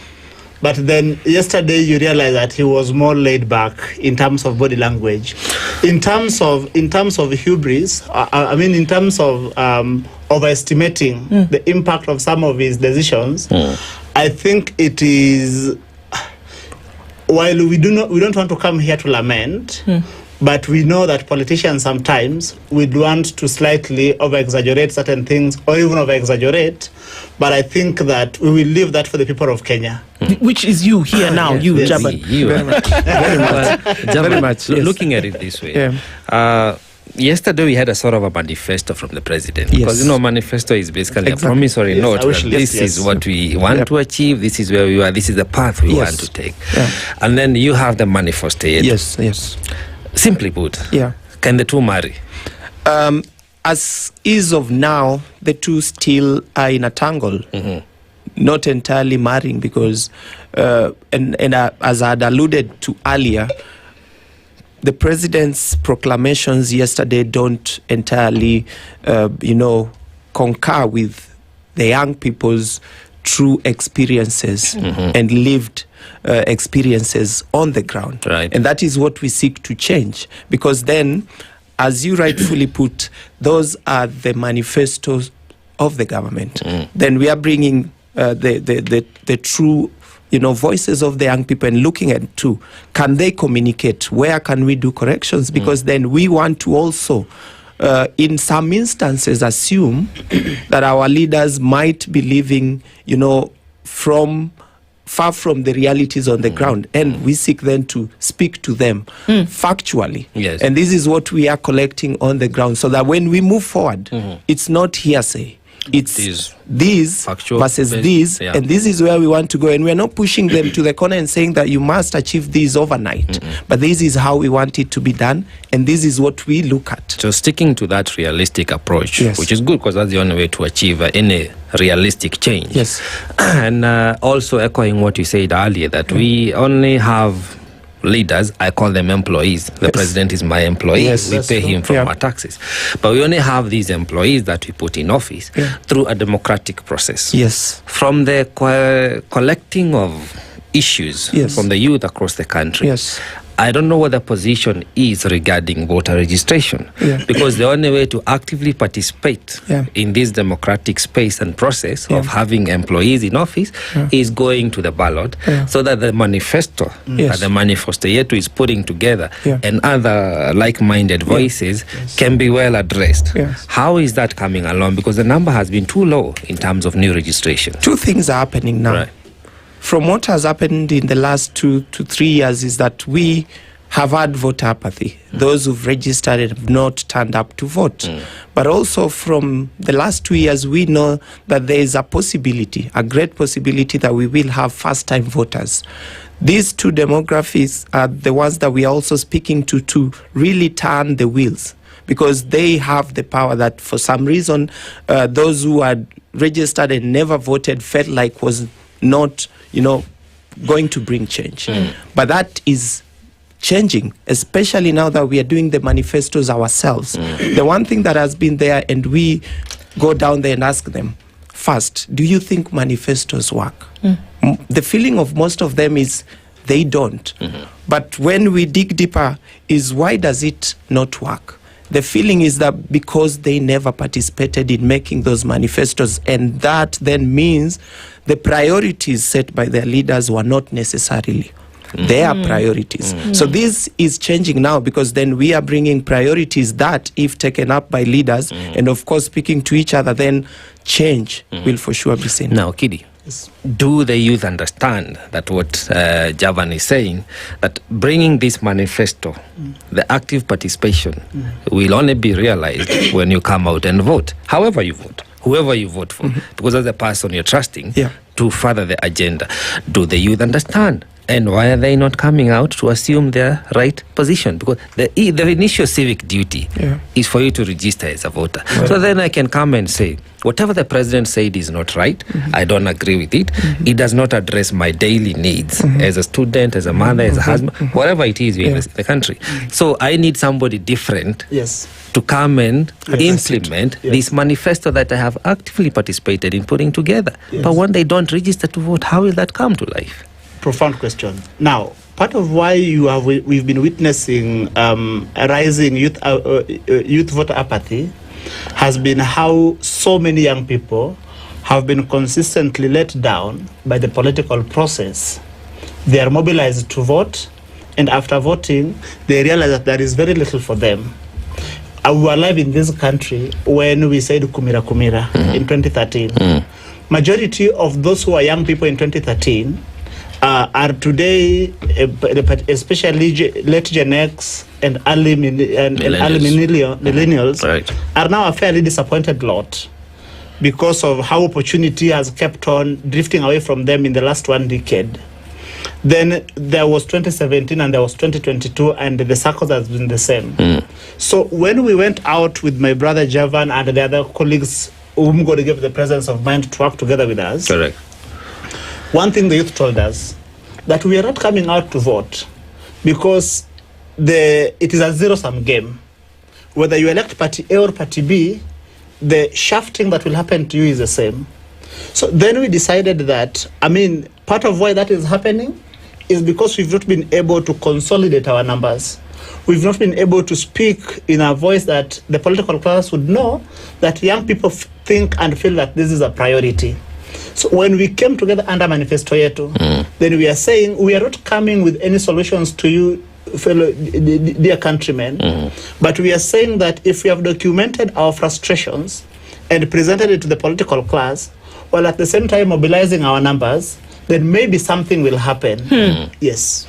So usually when you look at politics, is that politics in its original idea came about to solve issues in society through representatives. That is, the politics now played the game so that you get these representatives that can sort out an issue. So that's why people enter into politics. Over time, it's been bastardized. We know that has happened. That people then use this politics to then get themselves in a position for self-servitude and self-expediency and power and money, essentially. It's been corrupted. But if we look at it in its true form, then we say, okay, we're getting into this game of politics in order to put somebody in a position that is going to right certain things in society, or at least uphold certain things across board, right?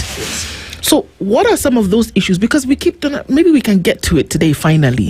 Is that we keep saying the youth agenda, okay, provide jobs, okay, put somebody, we need a younger person in.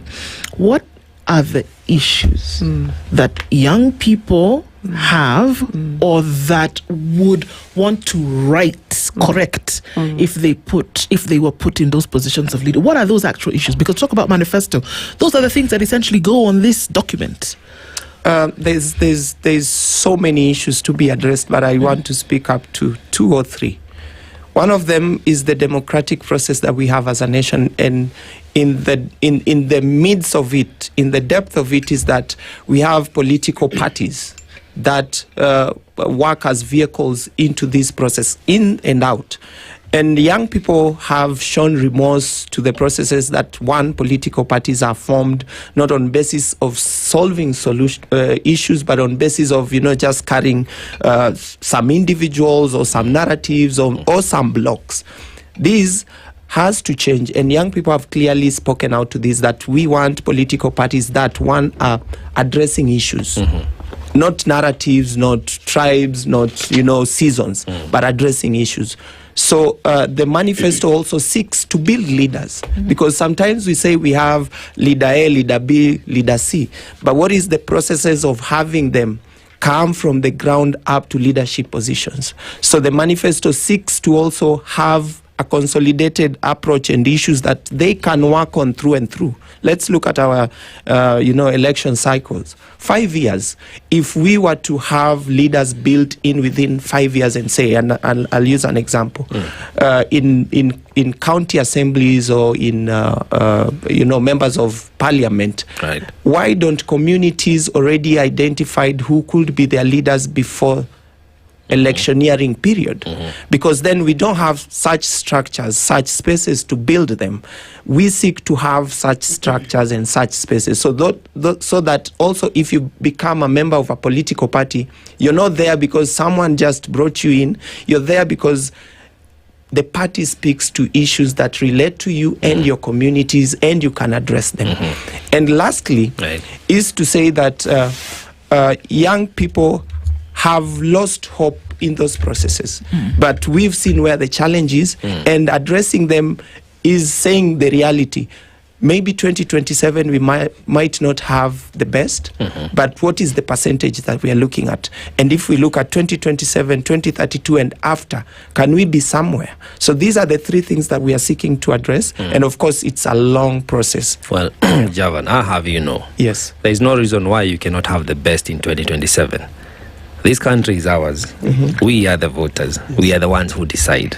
So in hindsight, I'll take you back again to the voting, because the initiative you have is great. This is what the country needs. People discussing and conversing around the issues they want to see changed and how they want to see them addressed. But when it comes to a point whereby we overlook the foundation of change, because we're in a democratic space. If we were, for lack of a better example, at war, like Sudan, we'll be seeking peace.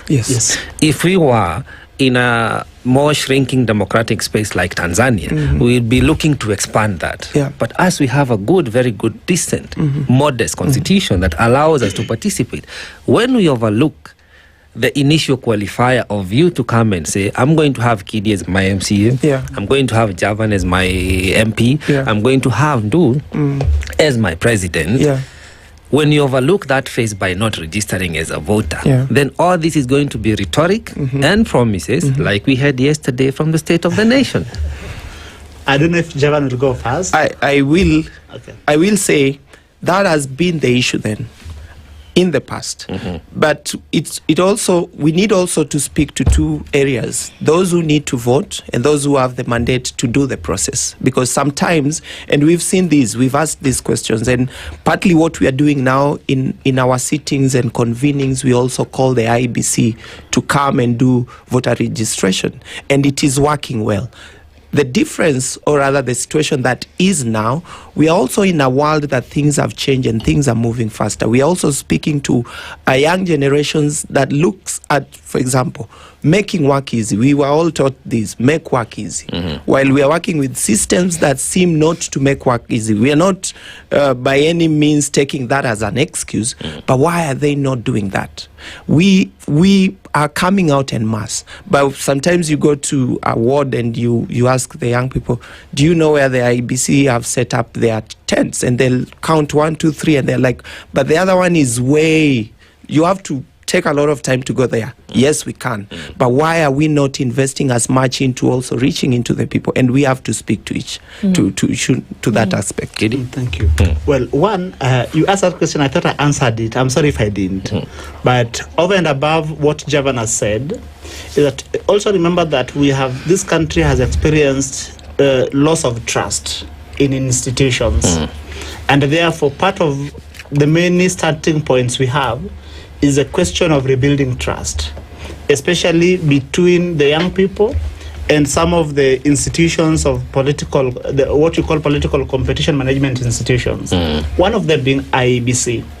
As we were doing our our convenings, both stakeholder convenings and regional convenings, we would, as is rightly said, that we would look for the nearest IEBC office. And IEBC was very helpful, that many of the times they would send their officers next to our convenings, and as we were convening in the course of the day, the registration would be going on.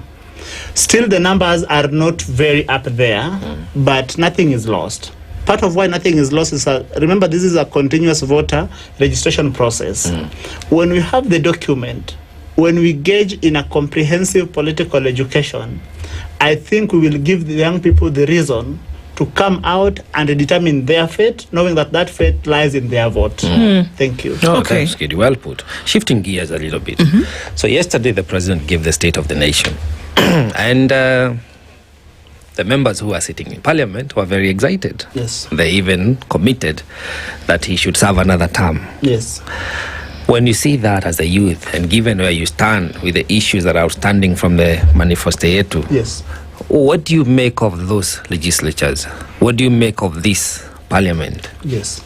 Well, I think that we have, we must remember that parliament stands impeached.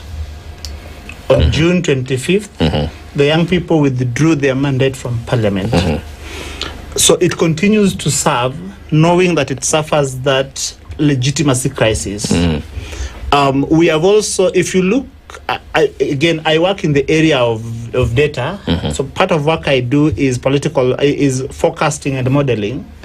If you look at most of the major surveys that have been done around legislature, it indicates that up to 92% will certainly not recapture their seats. So even as they were singing 2-term, or under those of their colleagues singing 1 term, I think that every actor is self-interested. And so they were acting, of course, in their self-interest. But I think that the young people have internalized where the problem is, the weak link is. The weak link, in our estimation, includes, but not limited to Parliament, because of some of the legislations that Parliament has passed consistently. One of them being the Finance Bill 2024, which then almost broke this democracy. So I think young people are aware of where the work is, and they're ready to get the work done. Let me bring in my colleague. You've said it well, Kidi, and I think truly, and I want to again leave it to the people. Sometimes we judge in all sum, which in a democracy shouldn't always be the case. When we move around, we ask, do you know of your MCA, your member of parliament, your senator, your governor? What do they do vis-a-vis what you want them to do? Maybe some of them were rightfully placed to cheer because maybe they've been served, and maybe not for some of them. The question then goes back to the people, and it's an issue of holding our leaders to account every other day. It's not one-off. So I'm just going to leave this to say, go back for those young people and Kenyans, look at your leaders in parliament yesterday and point out your MP. Was he on the right side of that conversation then?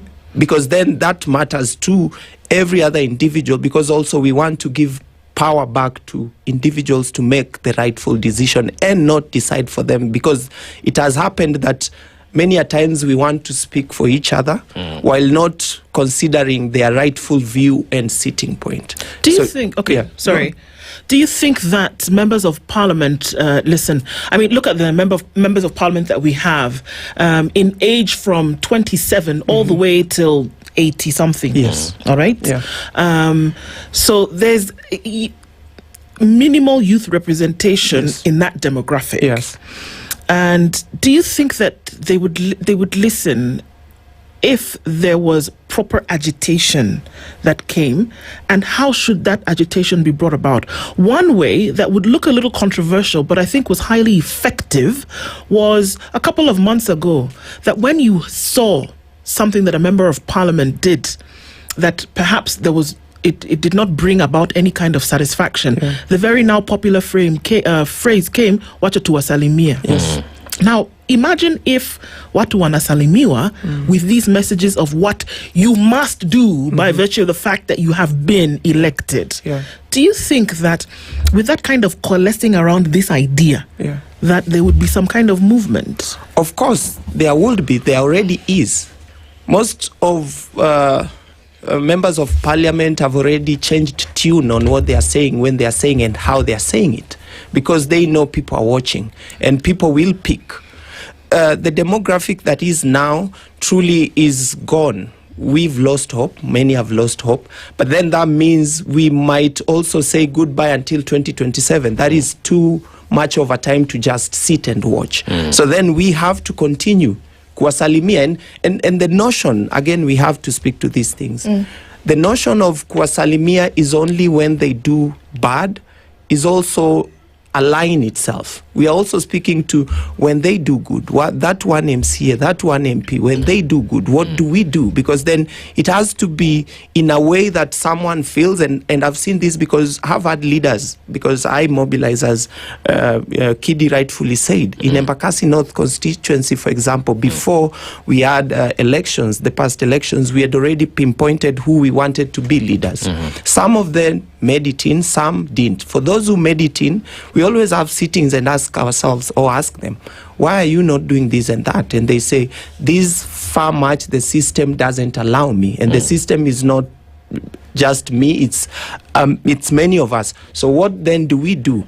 In that case, then we salimia someone differently, because we are speaking to each other and they are making effort. If the majority of them then can be pro people, then the shift is truly going to be there. It's interesting. And now back to the manifesto yet. Yes. Because you still have over an year before we get to the election. Yes. What are the key issues that you're feeling so far? You know, that this is what people would want, or even just that one thing people are saying, if only the government we have in place, or we will put in place come 2027, addresses this key pillar, the fiber of our country will change. We've got the structure of how the manifesto will look like is already out. Because after we finished collecting views, we engaged experts, 2 of them I must say, and we are now working with them to make sure that they help us in the drafting. Again, part of why that happened is that some of us are politically aligned one way or another, and so therefore to make sure that our individual biases does not seep into the document, we then give that process to an independent persons.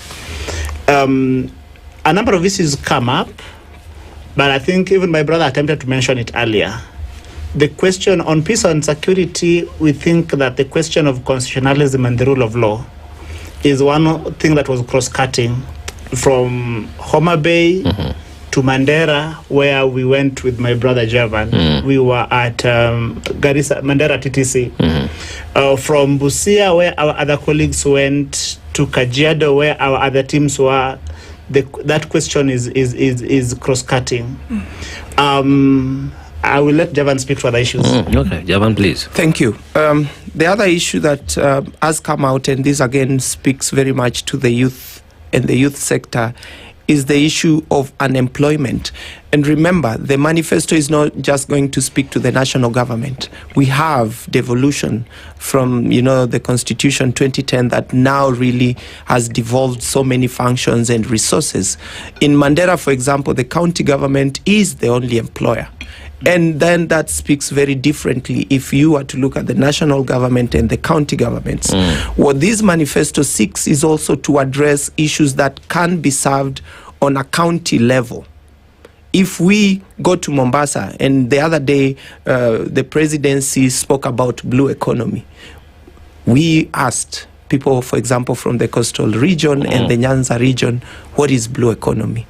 How does your leader articulate to this? How do you yourself understand it? And what opportunities lie in there? So employment is one other issue that has really, really come out. And I think if truly addressed in a very sober way by speaking to the opportunities that are available, because also I think most of the time our leaders speak to opportunities that are just, up in the air. That's interesting. Like, can we pick up that a little bit? Because I think there are very many things that have come out from government in terms of plans, and I think they're beautiful. I'll be honest with you. I think they're absolutely great plans. There's a G2G agreement between Kenya and the UAE, for example, to provide meat product to the Gulf countries. That's perfect. Put that on one side. But on this other side also, from the State of the Nation address, the president said that he has prioritized agriculture as one of the things that's going to boost the economy. There have been calls to make agriculture sexy again and put it in the hands of the young people. So where would the connection be then if we say, okay, is it possible that a young person who is a jobless today, for me, I would imagine that government would then be able to create an environment so conducive that young people, for example, you see that Nyota thing that they're doing, connect it to the thing that you're looking for that would then build the economy and say, put money in the hands of young people who would then be able to start an agricultural project with 2 nanny goats and 1 billy goat. And at the end of the day, or at the end of the year, you have 100 that you are curating for meat that feeds into this UAE Kenya project. You kill 3 birds with 1 stone, essentially. But are young people even aware? And that thing is inexistent, to then be able to push government to say, hello, we can take advantage of this agreement that you've made, but we are not powered with the opportunity. Are people asking these questions? Rightfully said and put.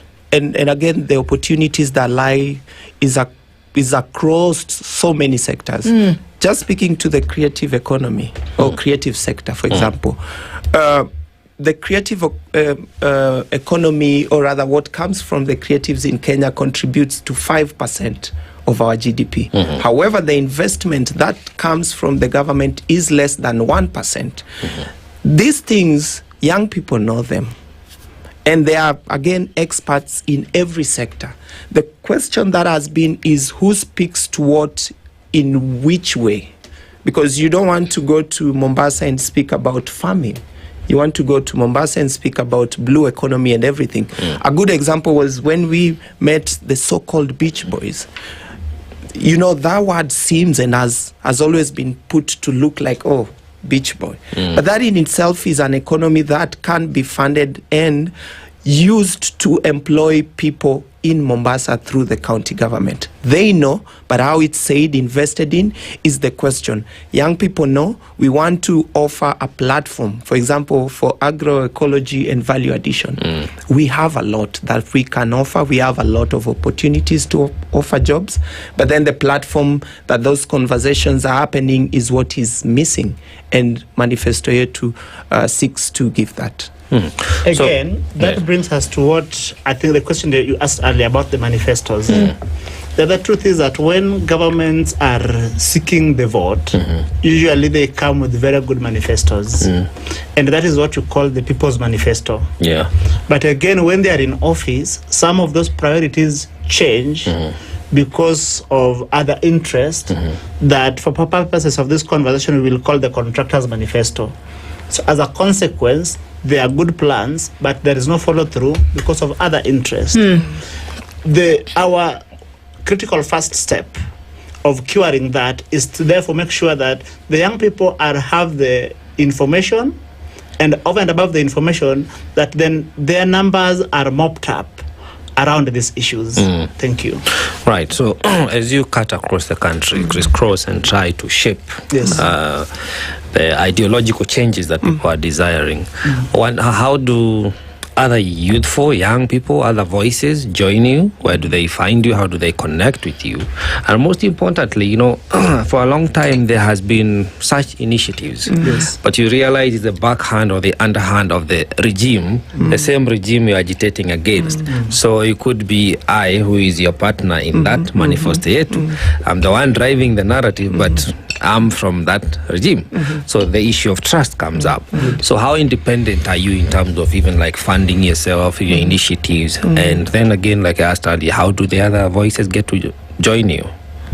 On joining, we have attempted to take advantage of technology. There is American political consultant who was very popular in the Bush era called Karl Rove.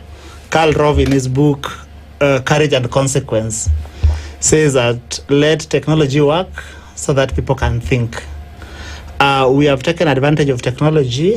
Young people are engaging with us on our social media handles, which is one of the easiest way to get hold of us. But then we also realize that there are very many... What are the handles? It's okay. It is Manifesto Yetu. We are Manifesto Yetu on every social media handle. Yes. Of course, individually, also our handles are there. We've been engaging with young people about how to join us.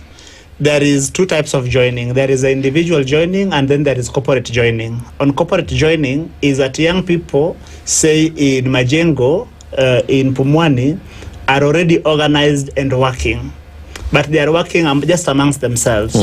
So then what we do is that they give us someone they are working with, their leader, someone they've identified as their leader, to then join us at the Manifesto Yetu technical working group. That way we know what is happening in Majengo. Individually is that the young people of Kenya, because we are not saying we are for this region or for this ideology or for that, it is as long as you're a young person of Kenya, then you are invited to engage in the Manifesto Yetu and make sure that we write a narrative that can bring back the lost trust in this country. And can it be, and those who, you click into this, are they already, can they be members of political parties? Can they already be pushing a particular agenda in a political party, or is this one to form a political party on its own? How does that look like? Thank you. And part of the formation that we have is also youth leaders from youth leagues of different political parties. It's an all-encompassing coalition.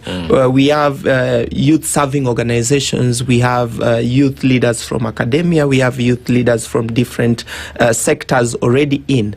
But we understand that that is not the end, and of course, any person also interested within the youth sector. And we, of course, call the young people, but if there is anyone who's not even within the age gap of a youth but has something to give in, we welcome these thoughts, because also we've had a challenge of, intergenerational conversations where it's young people versus the old, and that is not the way to solve issues in a democracy that is a country. Right. So, like we said earlier, there's no reason why you cannot have the best in 2027. And knowing that, it's best that we remind ourselves that bad leaders are elected by people who do not vote. Very good. Another reason people why people should come out and register, and I think that ought to be a core issue moving forward for all of us, not just your responsibility, but for all of us, is to understand that the reason we've been having this cooperation, handshake, broad-based, is because the winning margin has remained too low. So 2027, if we want the manifestos to converge into a transformational agenda of the country, the winning margin has to be so significant, meaning that the majority of us Kenyans will have trust and faith and give the mandate to that one person with more than 10 million. And then whoever will be number two will be a distant number two with about 2 million. So we don't end up with these shenanigans of handshake, broad-based, whereby you end up with what you call voter apathy. People are like, even whether I vote or not, these people are going to march. I will be shafted the same number. So please do come out and vote. But first of all, get the vote. Then we can argue on whom to vote for. That's my opinion. Thank you. Brilliant. I don't know if it is a chance to say our last remark. Go ahead. We are glad that we have met a pair of very brilliant journalists to ask us questions on Manifesto Yetu. I think the work is cut out for us, collectively as the people of Kenya, the young and the young at heart, to make sure that we turn the wheel of progress. Again, as Martin Luther King once observed, that change does not turn on the wheels of inevitability. It takes individual men like Ndu and Javan and the rest of us and the Kidimogas of this world to make sure that we make a small change. Thank you very much. Asante sana. I will just want to say that progress is not linear, and every one of us has a responsibility. The journey is on. The commitments are on. I've seen it from our young people from every other space. The saying then would be, let's step out in our numbers to do whatever it is that we want to do to change this nation. We've committed ourselves as the manifesto yetu, and by large, this is our responsibility as a people. I mean, it's great to hear that, you know, the conversation is for continued steps towards a nation or statehood that involves the people, but not just involves the people, but involves the people engaged in proper governance, proper leadership, proper involvement when it comes to any direction that the nation wants to take. Thank you both for being here this morning. Of course, necessary for us to look into these things. We're coming off of the State of the Nation and looking into the next week, where many have said a litmus test is being put out for what the next 1.5 years will look like when it comes to the nation's politics. But very clear that we can't keep quiet about some of these things. We must be involved in these conversations. We must form the discourse, and we must be front and center when it comes to how nations will be governed, how funds will be spent, how people will be involved. And we're glad that you're doing that and being involved. And so let's see what it comes out to be. So don't stop talking, don't stop engaging, and thank you for being here this morning. Thank you very much. Thank you. This country is better because you're around. Well, there you go. Asante sana. All right, getting towards 8 o'clock. We'll come back after it and look a little bit more in depth into the state of the nation. Good morning. It's 8 a.m. The latest news from around the world. 94.4 Spice FM.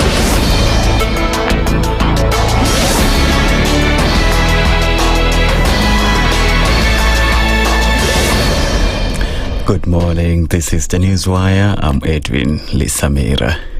IEBC Chief Executive Officer Hussein Majan has dismissed allegations that there are plans to rig the upcoming by-elections after Wiper leader Kalonzo Musyoka alleged that Majan was taking instructions from State House.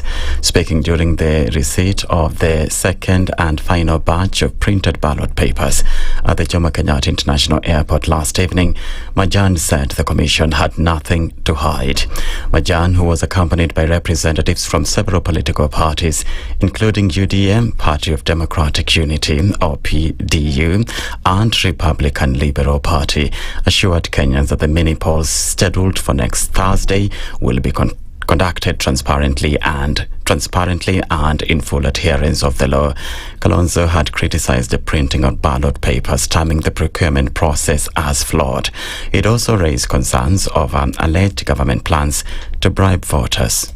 In the rogue regime's desperation to rig the forthcoming by-elections, they have directed voters to take pictures. Just imagine, take pictures of their vote at the voting booth, showing that they have indeed selected their preferred candidate, and so as to collect not less than 5,000 shillings. We call on the IBC to educate voters on how to use their phones within and outside the polling stations, asking voters to take photos, recording, or asking voters who they support should not only be discouraged, it should actually be punished. The High Court has declared UDA candidate Ahmed Malim Hassan to run in next week's Banisa constituency by-election. Justice Lawrence Mugambi dismissed a petition seeking to block Hassan of alleged dual citizenship, ruling that the case was premature and had been wrongly filed. He said the matter had already been handled by the IEBC's Dispute Resolution Committee and should not be reintroduced as a constitutional petition. The judge noted that even if dual citizenship were proven, the objection would only apply to someone already elected as a state officer, not a candidate. Kenyan activists held a night vigil near the Tom Mboya statue in the Central Business District in Nairobi in solidarity with Tanzanians who were affected in the country's recent disputed general elections. They lit candles and sang redemption songs condemning Tanzania's President Samia Suluhu for the brutality meted out on demonstrators. According to the activists, 10,000 Tanzanian citizens were killed by President Samia's regime. The activists Critics also took aim at President Yoweri Museveni of Uganda over the recent abduction in Kampala of their colleagues Nicholas Oyo and Bom Jagi.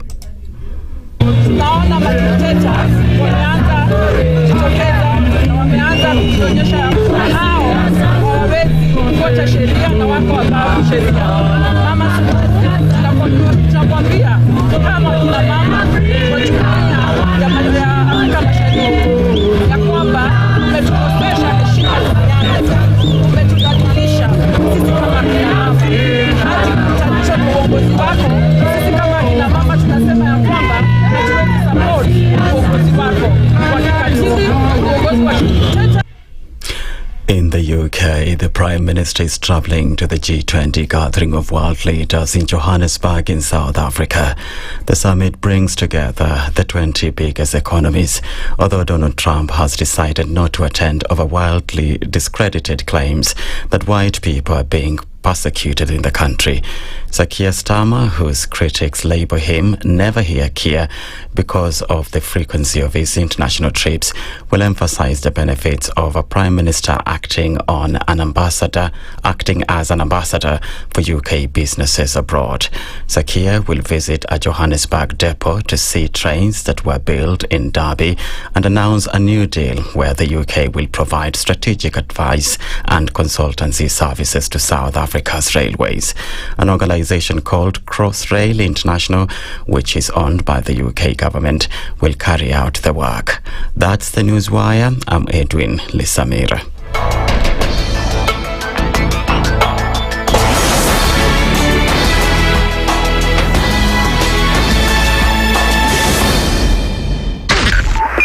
.5 Spice FM, Kisumu. One of the things that are ailing our country is negative ethnicity. You find you as a state officer, instead of thinking as a Kenyan, you think like a tribal person. Let me tell you something. The biggest problem we have had in this country is a leadership deficit. There is nothing that you are going to do in the process of change if you are not a risk taker. So you really have to pursue your vision to a logical conclusion and even be ready to step on people's toes. When it comes to the economy, you can run away with it. They say statistics are like bikinis. They reveal a lot, but they conceal the vitals. And so government people would throw statistics at you and tell you they're revealing a lot of information to you, but it's really concealing the real vitals. We need to get out of that, because when we want to grow our democracy, one basic thing that really requires to be understood by the political class, by all of us, is institutions are critical. This is the Situation Room, the only way to start your day.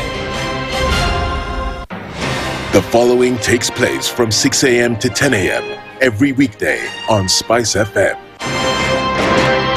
SRC's mandate is constitutional. It's not an advice. It's actually something you must do. Must do. Like now you abandon, of course, the narrative of Wheelbarrow, Mutuamjengo, Mamamboga, and all those, that rosy narrative. Your expenditure is 3.3 trillion, and you're collecting only 2.5.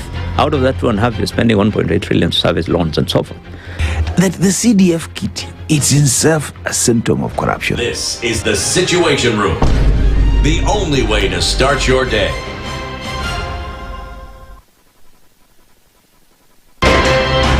Good morning, and I love your show. Thank you. Having come from a Kikuyu radio background, I migrated to Spice because of the content. I was born in a slum, but somehow I got a break in life. So sometimes when you see the sweating coming out because of the passion and whatever it is, behind the noise, there are people. And we share the same umbilical cord. It shouldn't be like that. I am so disappointed. We used to tell Honorable Raila Amolo Odinga that he's doing politics of conmanship. And even President Uhuru Kenyatta, serikali hii ndio iko na conmanship ya hali ya juu. You cannot promise people that you reduce tax, then you double. In politics, there is the issue of trust. For you to turn around and then stab the same people who gave you that trust, there is no other level of dishonesty. Imabo, utaona dunia tu. The Situation Room, Kenya's biggest conversation.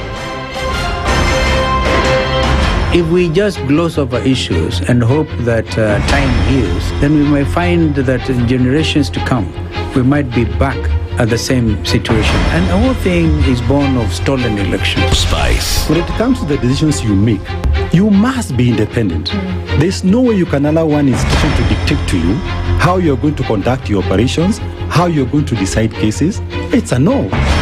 When you weaken the institution to the point where they cannot take action, then you realize that politicians have to come up and now start dealing with the issues. That conversation has to die. Our politicians do not like the hard stuff.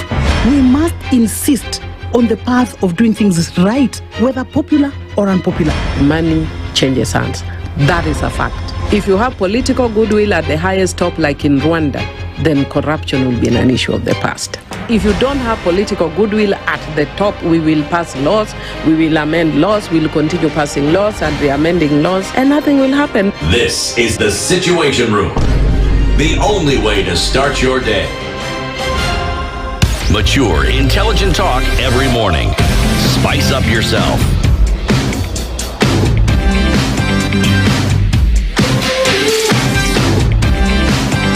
Mornings done right. 94.4 Spice FM, Nairobi.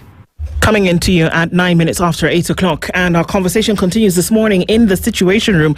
This 21st of November, and we're getting into it. It's a day after the State of the Nation address that has people in rapt attention, and we'll look into that and do some more analysis of that as we get into it this hour. Necessary that we do, because then, of course, it sets the tone for the things that a lot of people will be engaged in or discussing into the near future. And we're going to do that this morning. With the help of, in one, the Senator for Murang'a County is John Yuto. He's here with us this morning. Good morning, Senator. Good morning. How are you doing? I'm doing fine, I thank God. Okay. You seem to not be sure about that, Senator. No, I'm very sure. Very sure. Okay. I'm very sure. Good. I just had to confirm. Great. Also joining us this morning is Kennedy Obuya, who is the chairman ODM Homa Bay. Good morning. UDA. I beg your pardon, UDA. Chairman UDA Homa Bay, isn't it? Yeah. Good morning. Thank you for being here as well. Good morning, dear. Karibu sana. Thank you. We're going to get into this conversation, but as we normally do, we want to welcome you to today's show with a proverb. We go to a different African country every week. We come back with their proverbs, and we then ask you to interpret that for us and tell us what you think about them. This week, we are in the country of Guinea. Guinea was colonized in a large part by the French, and till today is still regarded heavily as a very French colony. It is one of the French Francophone 8 that decided they were going to pull their decision to continue handing over their sovereign fund to the French. The capital is Conakry, and today's proverb goes like this: it is God who drives away flies from the tailless animal. Sorry? It is God who drives away flies from the tailless animal. We'll start with you, Senator. I think you do. And actually, we also have that particular one in the Agikuyu community. Mm-hmm. And it basically means that those who maybe are powerless, of course, have God to do things for them. Mm-hmm. It goes exactly the way it goes in Guinea. And there's also another one in my language that says that you can do some cultivation using a blunt object. I mean, God can use a blunt object to do cultivation for you. Yeah. So basically, God comes in for those who are not able to do things on their own, for themselves. For sure. Bonabuya. Thank you. My understanding of this beautiful proverb is, I think it encourages the voiceless, the powerless, to have a belief in the supreme being. That as much as you may be tailless, you may be short of power. Yeah. There are powers that are supreme above you who would actually take care of you. Yes, indeed. You will not be left alone. Yeah. All right. Yesterday was the 20th of November. It is usually around this time that the president, in whatever administration, will give a State of the Nation address. President William Ruto delivered his third State of the Nation address yesterday, and he did this in Parliament as usual, and he was to give the position of the country. He did come out very confident and said a number of things. And what we're doing today is looking through this to say, is this where Kenya is? And if so, well, then carry on. And if it's not, perhaps what needs to be done to get us there. I'm just going to give a few of those drops that were given. And as covered by Kenya's bold newspaper, The Standard, some of the highlights from that, 250 is a number that we're being given here. And that will just start off. And that is the number of dams that will be constructed in Kenya in the next 5 to 7 years. There will be 250 mega and medium dams, and there will be thousands of micro dams and irrigation for 2.5 million acres within 7 years. We're just going to start with that one. We'll start with you, Senator. The president said he's fixed the economy, he's fixed education, he's sorted out healthcare. In fact, he's increased the rate of the amount of money that cancer patients will have access to under universal health coverage from 500,000 shillings to 800,000 shillings. These are some of the things that he said yesterday. But let's look at this 250 in terms of, what's going to happen with irrigation that will then propel agriculture to boost the economy. Are you okay with that? Thank you. I think I would have been more glad to hear the president say how far he has gone with the dams for the 3 years that he has been in power. Because remember, and I'm in UDA on paper. Yes. Remember that he promised during his campaigns that he was actually going to put up 100 mega dams, not 50. Now he's talking about 50. 250. 250. Yeah, I'm talking about the mega dams, the big ones. Now, it was a State of the Nation address, Ndu. I would have expected him to tell us this is the number of dams we have constructed since 2022 when I came to power. Or this is the number of dams that we have started construction. We have started constructing. That would have been, for me, a better message to Kenyans. Because, of course, and I know, President Ruto is a good poet. If you looked at the way he presented his State of the Nation address, he had rehearsed it very well. But then the question is, does he actually even believe in what he was saying? Because there are so many promises. But let me dwell on the dams, as you have put it. Because, President Ruto will tell you about the achievements he has made towards food security, and he will always talk about subsidized fertilizers. Now, fertilizer without maybe rainfall or irrigation will not help anyone. And this is just a temporary measure. And so dams are in the center of, our effort towards food security in this country. But we cannot just talk about them. We need to show our commitment. I wish the commitment that he has shown in the construction of these so-called affordable houses, even in areas where they are actually not needed, I wish that was the same vigor and zeal that he had showed in construction of dams. Because how do you even start thinking of taking Kenya to the first world before you have fed your people, or you are putting measures into place to see to it that in the long term, your people will never, lack food? Let's fix the basics first. That is food security, health, education. And when if we get an opportunity, we're also going to look at what has been done in education, health, the basics. Before we go to these even mega projects that allow me, Senator, to bring in a comment. Yes.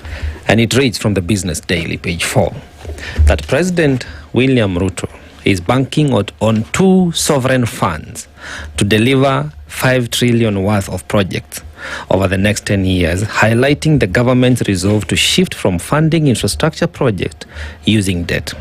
During an address to Parliament yesterday, the President stated that funding for projects in the transport, energy, agriculture and education sectors would be sourced from Sovereign Wealth Fund and the National Infrastructure Fund rather than borrowing or relying on taxes.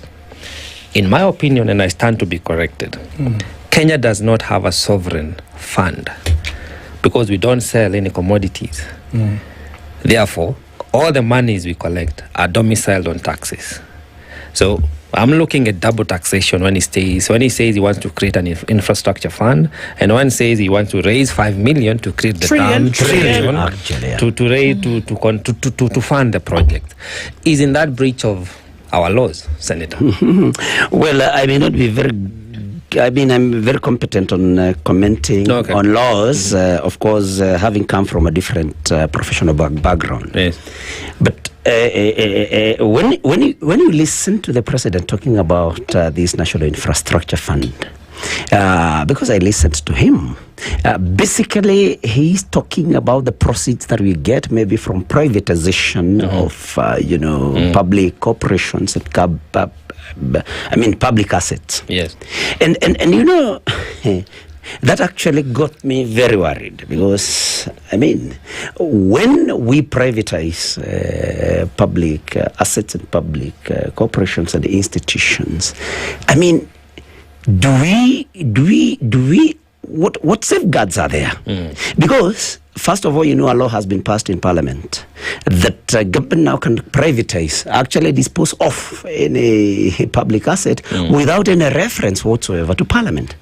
So, how will people be represented in making this any particular decision to or maybe dispose of a public? Of course, I know he said that a law is going to be brought to Parliament. To maybe govern or guide this. Yes. Because we need to ensure that anytime we get these kind of funds, then they go to these national infrastructure project. But then which Parliament?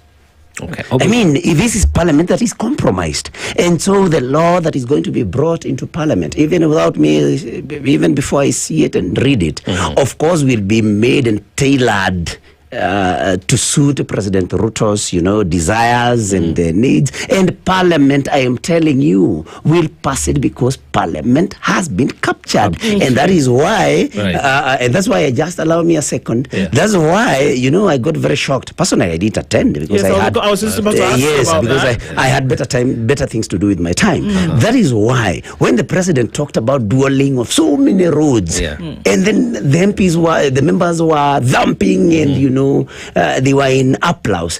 Then you are applauding promises. How many promises have been kept? Have been made before and have not been kept. So this is a Parliament where a law will be brought. So it will pass, I can tell you, and there will be no, controls or safeguards on how these amounts of monies will be expended, or actually whether they'll be taken to this fund or not. So that is the situation that we have. Obiya, we read double taxation. I don't know if you read the same. We read promises that are highly, have not been kept so far. And net here and forgive us, by the way, when we get confused about ODM and UDA. Given the dalliance, it's confusing for us Kenyans, but do I say? So, looking at the President's State of the Address yesterday, yes, what are your takes? Because our economy, he says, has been fixed. Do you opine the same? Thank you.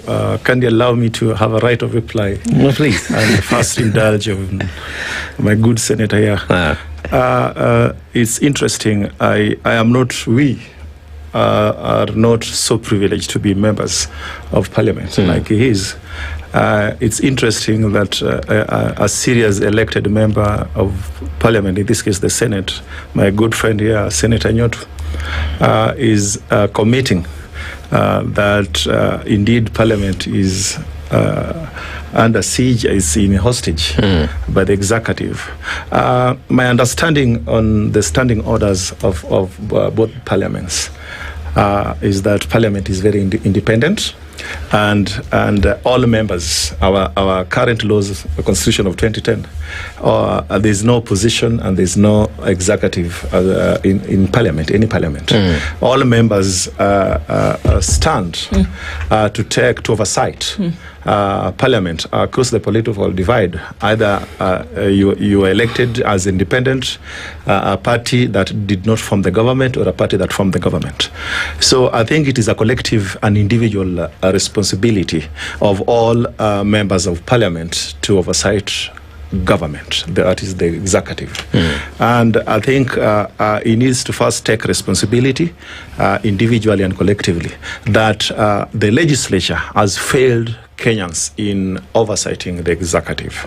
So, Senator Nyoto, next time when you speak, first, I believe as a citizen and a Kenyan of good mind, of sound mind, we want to see our members of the legislature taking responsibility that they have failed.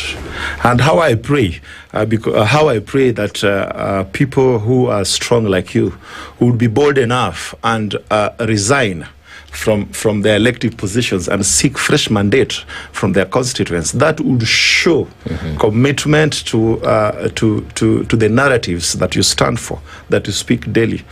As much as it is important to criticize the government, and I love the energy that my friend here and Sako has on criticizing the government, that is indeed welcome. But I pray, you mentioned that President Ruto came up with the affordable housing project, including areas that they are not necessary. As an elected leader, like which areas have you done a public participation across the cities and the towns in Kenya? Have you, and how many towns you've met citizens that they have told you we did not need this project in this area? In order of priority, we would have prioritized on project XY. And I think most citizens, like where I come from in Homa Bay, we are so blessed by the administration of President Ruto.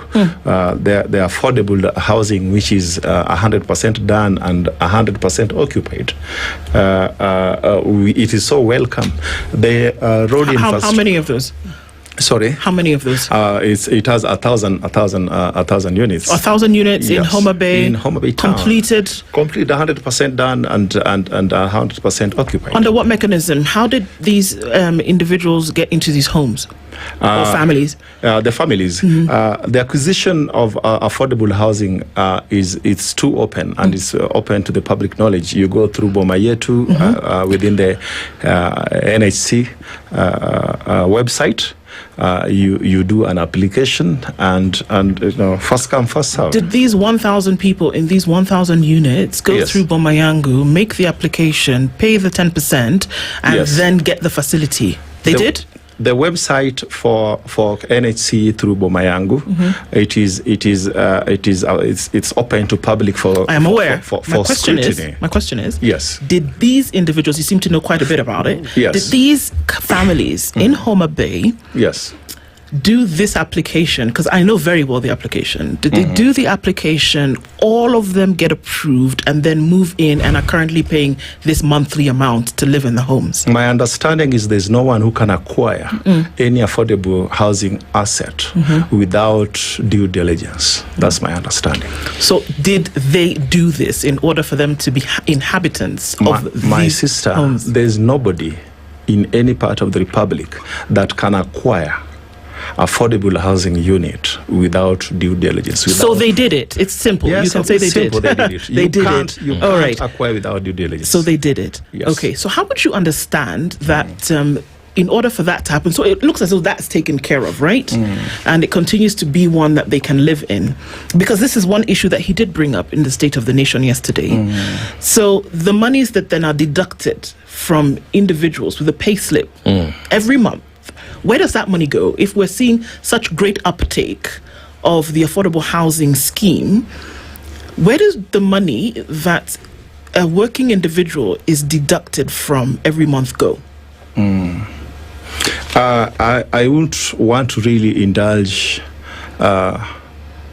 much better into that, being that, number one, I'm not a member of the National Housing Corporation, NHC, as a consumer and as a resident in Homa Bay, I would kindly elaborate to the extent of your knowledge, of my knowledge as a consumer, all right, and as a resident, and just allow me to pick up from where I left.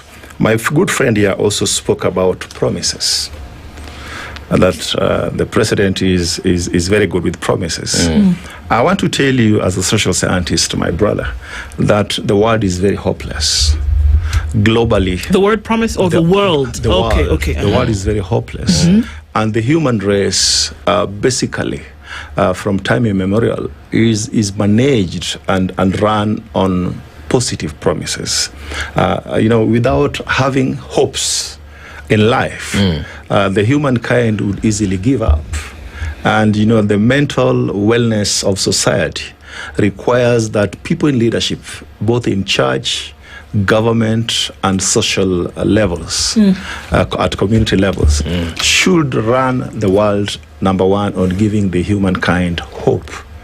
And I as an individual, I would encourage him and all people who are charged with responsibility of guiding societies to keep on giving humankind hope.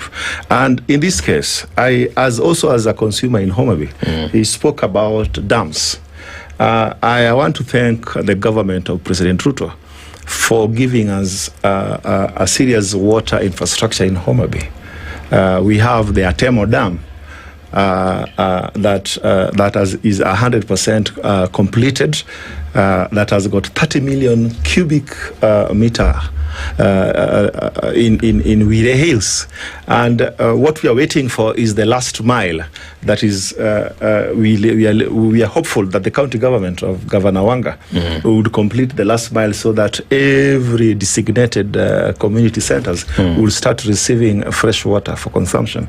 So, as a resident and a consumer in Homa Bay, and by extension, better part of Nyanza Luo region, we strongly, I want to tell you that the last 1.5 years, we have seen the good deeds of the administration of President. Why do you think that is?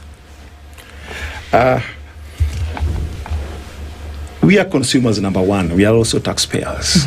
Historically, Nyanza region, we've had situations before when the administration of President Ruto, where President Daniel Arap Moi, when it was widely mentioned that siasa mbaya maisha mbaya, and it is also on record that people from my region have stood for and fought strongly for civic liberties, civil liberties, and also for good governance in this country.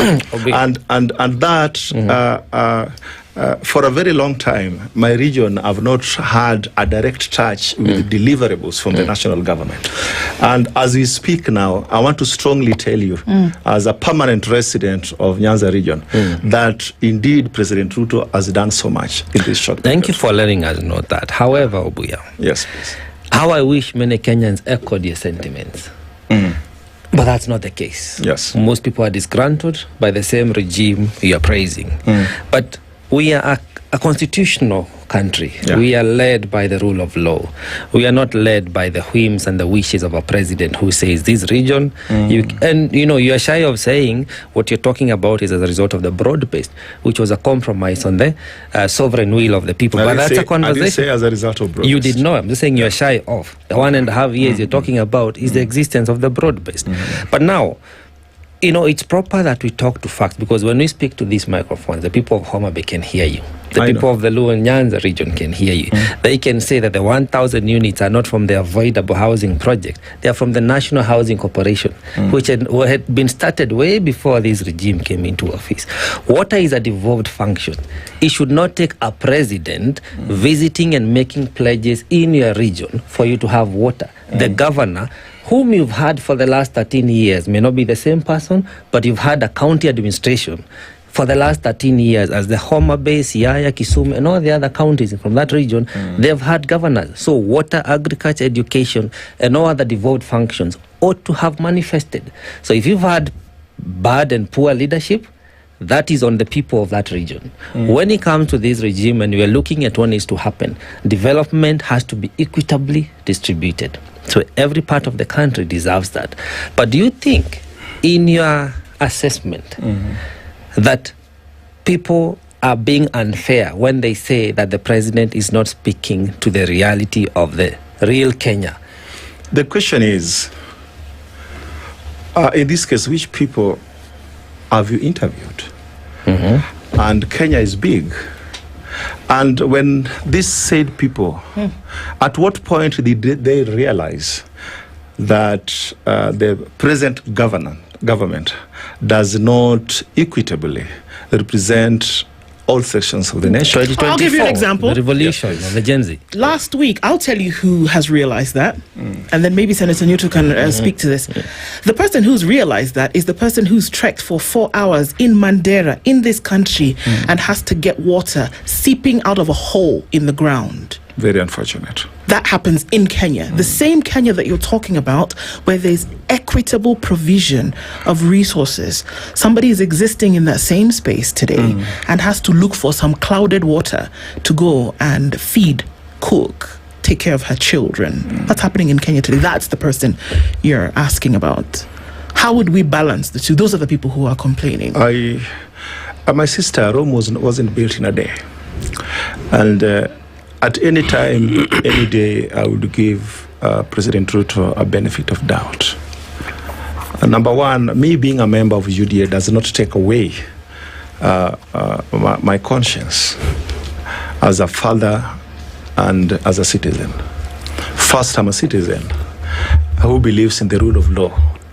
And I want to tell you that being that I've been around, I saw actively President Daniel Moi, his administration. I saw President Mwai Kibaki. I closely saw the administration of President Uhuru Kenyatta. And I am seeing the administration of William Ruto. I'm telling you, any day I would choose William Ruto.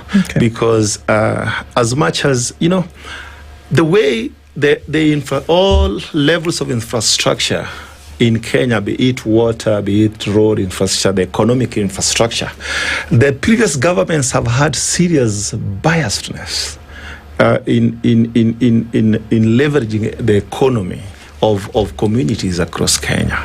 And it is important to know that our diversity should be our strength as a nation.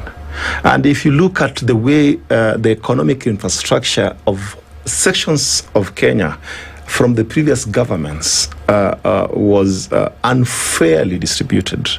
And if you look at what President Ruto has taken the bull by the horns, which makes people who own big infrastructure, in this case including communication infrastructure, the media industry, people who shape opinions of communities, because like you are the moderators in this studio, you have your directors, people who shape programs for every day in your studios.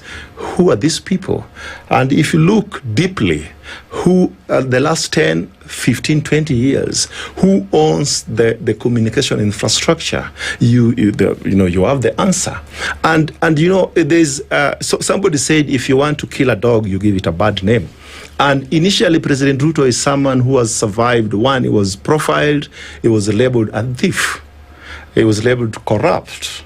And fighting that stigma with a new administration. And it is on record when former Deputy President, when President Ruto and himself was being sworn in Kasarani, Rigiji, it is on record, he mentioned that they are taking up a government with empty coffers. Now, let me come in, Obuya, because what you, as Senator, how I pray, yes, that Senator Nyoto tells me, yes, he's coming in to tell us, because what you have described is nothing short of an autocracy, nothing short of a dictatorship. That's not the kind of a constitution we are served with, where a president is all supreme and even extends to control the media station. The fourth estate has to be respected. But, Senator, you know, earlier on we were having a conversation about the economy and how the economy has been fixed, allegedly, and the various sectors that have been mentioned. And one of the things we looked at was the agriculture sector. Murang'a County is a major producer of the avocado fruits. Yes.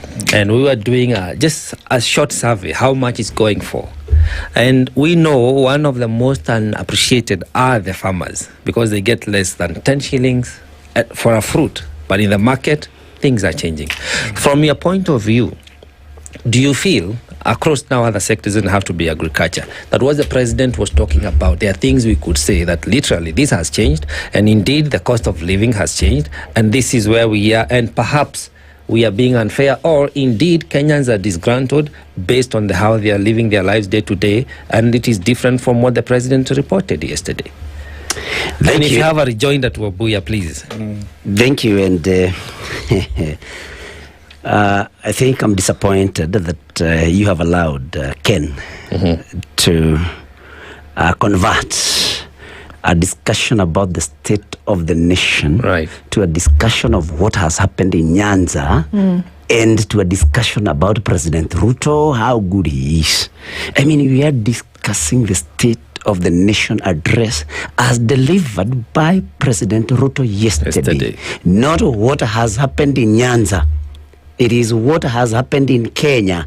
And so I'm a little disappointed. But before I come to the avocado situation in Murang'a County, which I represent in the Senate, it's important that I tell Ken, you know, he started by saying that he was disappointed that as an elected member of Parliament in the Senate, that I am lamenting about the capture of the said 2 houses by government, and that I should resign. Now, Ken should know, and everybody should know, that when the majority have their way, the minority have their say.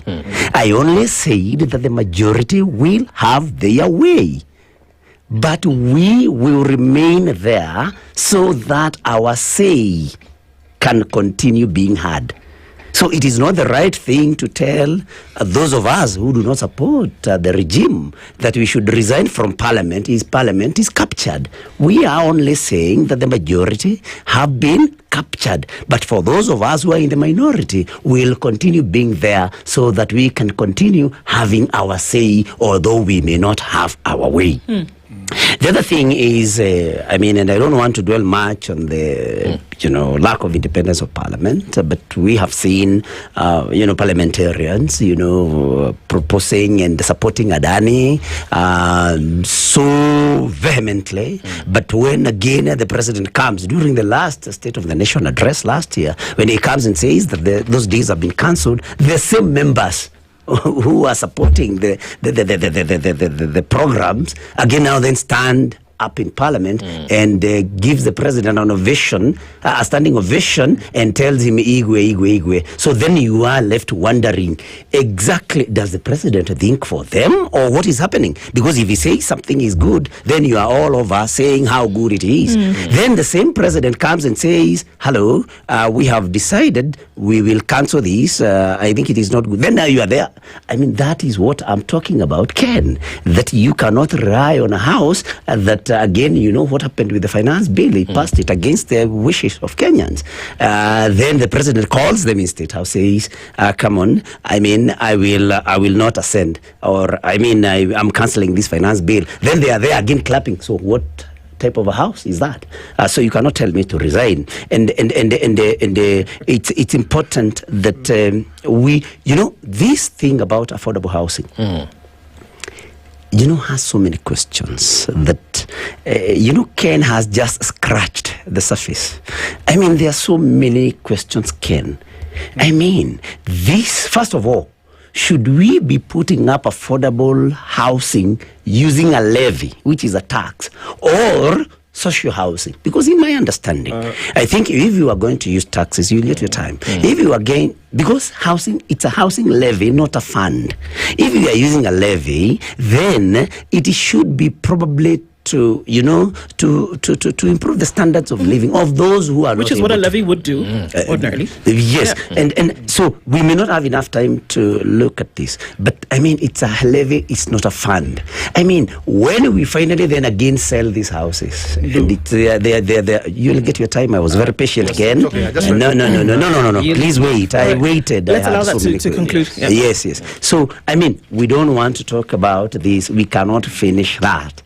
Then it's important that I tell my very good friend Ken that when you say that President Ruto should continue giving, empty promises to give hope to Kenyans, no, you said that the world is hopeless. We need people who will inspire hope. And I agree with you. But then a president is supposed to deliver. If you want to just inspire hope in people, then the right place to do that is the pulpit. You just go and become a pastor, and then now you can inspire hope as your occupation. But when you are president of Kenya, with the massive powers to even actually determine where our resources, our taxes, how they will be spent, then you cannot inspire hope. You must deliver. That is something that is very important for us to say. And you cannot say that resources by past presidents have been distributed in a way that was not even. Ndu has told you about that child, that woman in Mandera. I mean, you cannot call, some bias towards Nyanza even distribution of resources. I mean, we are talking about the nation here, not a particular region. But allow me then to talk about this avocado in Murang'a. Yes, please.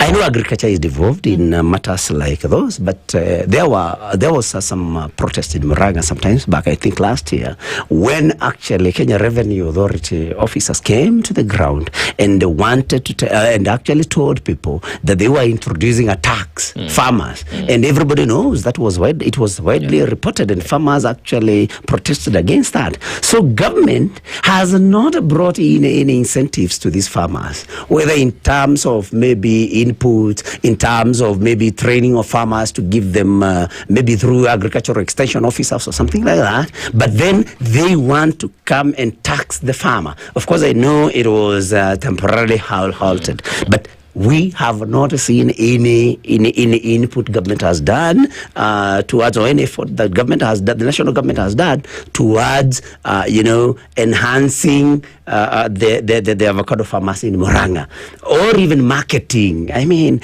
there has not been any effort by government to, for example, look for a new market and especially empower farmers in any way. And so avocado farming in Murang'a has been happening just by the grace of God and not through any government intervention. And I think that is what I may want to say. And it is important that you brought out to Ken that the houses that they're doing in, he talked about in Homa Bay, that were done by NHC. This is not a President Ruto's, project. Even the houses launched in somewhere in Mukuru the other day. I mean, these were houses that were not, it was not his project. And so, I mean, we need to be truthful. And then the issue of housing is basically more about priorities.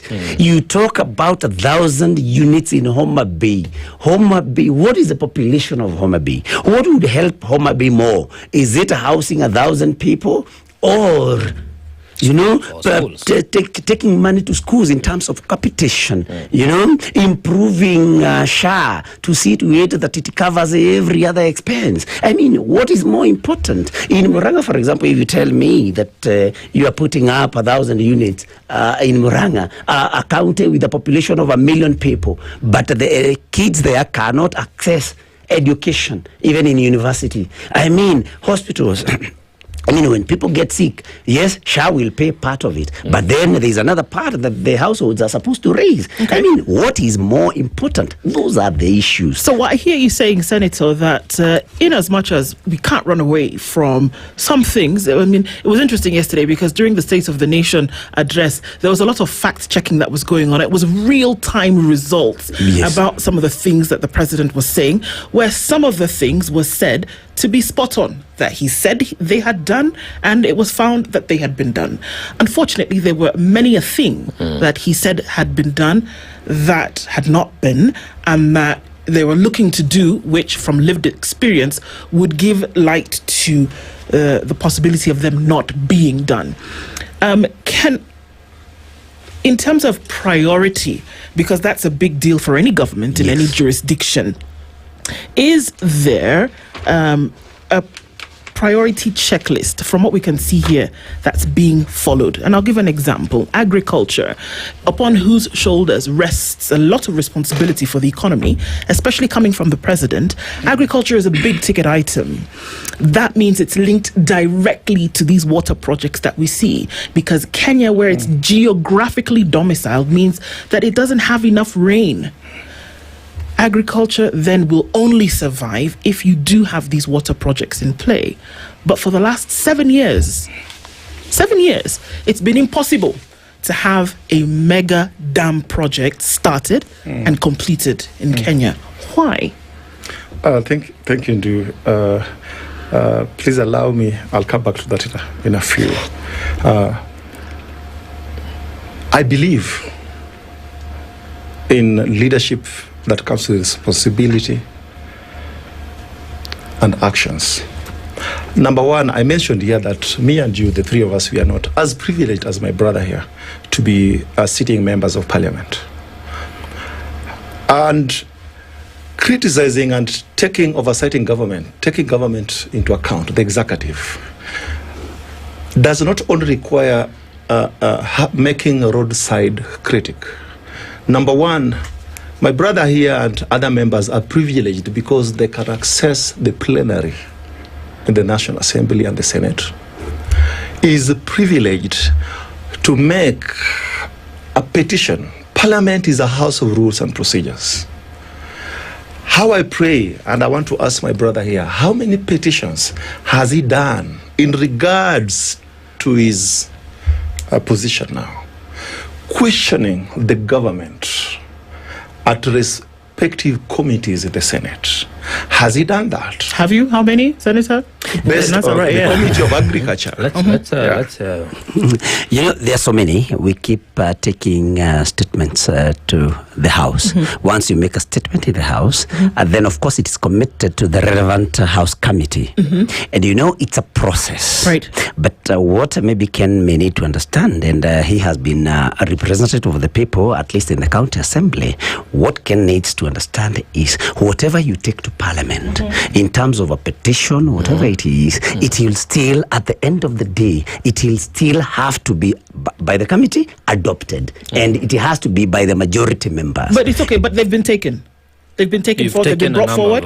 You've taken a number of these issues forward. So many. Okay, that was the question. Okay. So he has. Thank you so much. Now, because that you have, and you know, Parliament, we all have access to the answered, we at committee level and also at the plenary level. That is subject, you know, your citizens can peruse that. Now, my brother, before I answer my sister here, in the previous constitution, Ndu, we had what we call LASDAP, Local Authority Service Delivery Action Plans. We now have the CID, the County Integrated Development Plan, CIDP we have, and also the ADP, the Annual Development Plans. Why is this in case? It is the right of every citizen in every section of this republic that leadership at the local levels should have public participating and collecting their views in order of priority. What do they want for their developments in order of priority? Because I can, like in this case, my brother said here that in Homa Bay County, maybe they could have done, instead of doing affordable housing, they could have done schools. But I want you to know that the CIDPs and the ADPs are documents that are gazetted from views collected from citizens in every county, in every ward in this republic. And that document, before it is gazetted, members from the county assemblies, with the participation also of members of parliament, Actually, he's an ex-official member of the County Assembly of Murang'a as a senator. And how many times does he visit his county assembly? Does he visit the respective committees within the county assembly of Murang'a as an ex-official member of the assembly? Now, I also wanted to also register because, when we normally say that, like the media, the microphone you given me today, it is important that whatever I say here must remain as truthful as possible. And I want to take responsibility of my statements here today. So I just want to get your point here. You're saying essentially that according to the CIDP, that it's possible that housing is top of the priority agenda for the county, and that's why it was done? I want to tell you that every government in this case, President Ruto, before he became president, and my brother here knew, he had a team that collected views of all parts of the nation. That informed his blueprint. So which is it for Homa Bay? Is it the county development plan, or is it the president and his team? Which one is it? My sister Ndu, I only mentioned affordable housing as one of the gains we've had. But let's try to keep this conversation circular here, because in response to his response to his statement, you said you brought to our attention that each county has a CIDP, which we understand, and that could be in response to the explanation as to why it was housing over education or something else. So my question is clear. Was the CIDP, the current CIDP for Homa Bay, did it mention that housing was one of the top priority agenda for the county, and that's why we've gone in that direction? Because it only came from your response. Yes, it came from a response, but you're also refusing. I don't know why it is. No, I'm asking a question. I'm asking a question. I need an answer. Okay. Now, the answer is in Homa Bay County, because you've narrowed it down to where I began. In Homa Bay County, we are on the right track. The service deliverables from the national government, it is not only affordable. We've got road infrastructure. We have our hospitals. We saw the other day when the county government had challenge with the drugs. We saw KEMSA giving us drugs. We saw the pyres in Homa Bay. You are from Homa Bay. So let me just help you out here, because I'm holding the CIDP for Homa Bay in my hand. Yes. Number one was transformative governance, strengthening institutions, accountability, public participation. The second one, interestingly enough, was food security. Yes. The third one was affordable and quality health care. 4, 5, 6, 7, 8 of them, none of them mentions affordable housing. Now, number one, it is important. That was why I was trying to mention that President Ruto represent the national government. The CIDP and the ADP is a document for the county. For the county. Which you said that this is where all of this came from. Sorry? You said that in order for us to understand what was happening in Homa Bay, it was the counties who came up with plans, and that's why we see things operating in the manner in which they did. The government, the national government, President Ruto has got a blueprint, his manifesto, that is executing.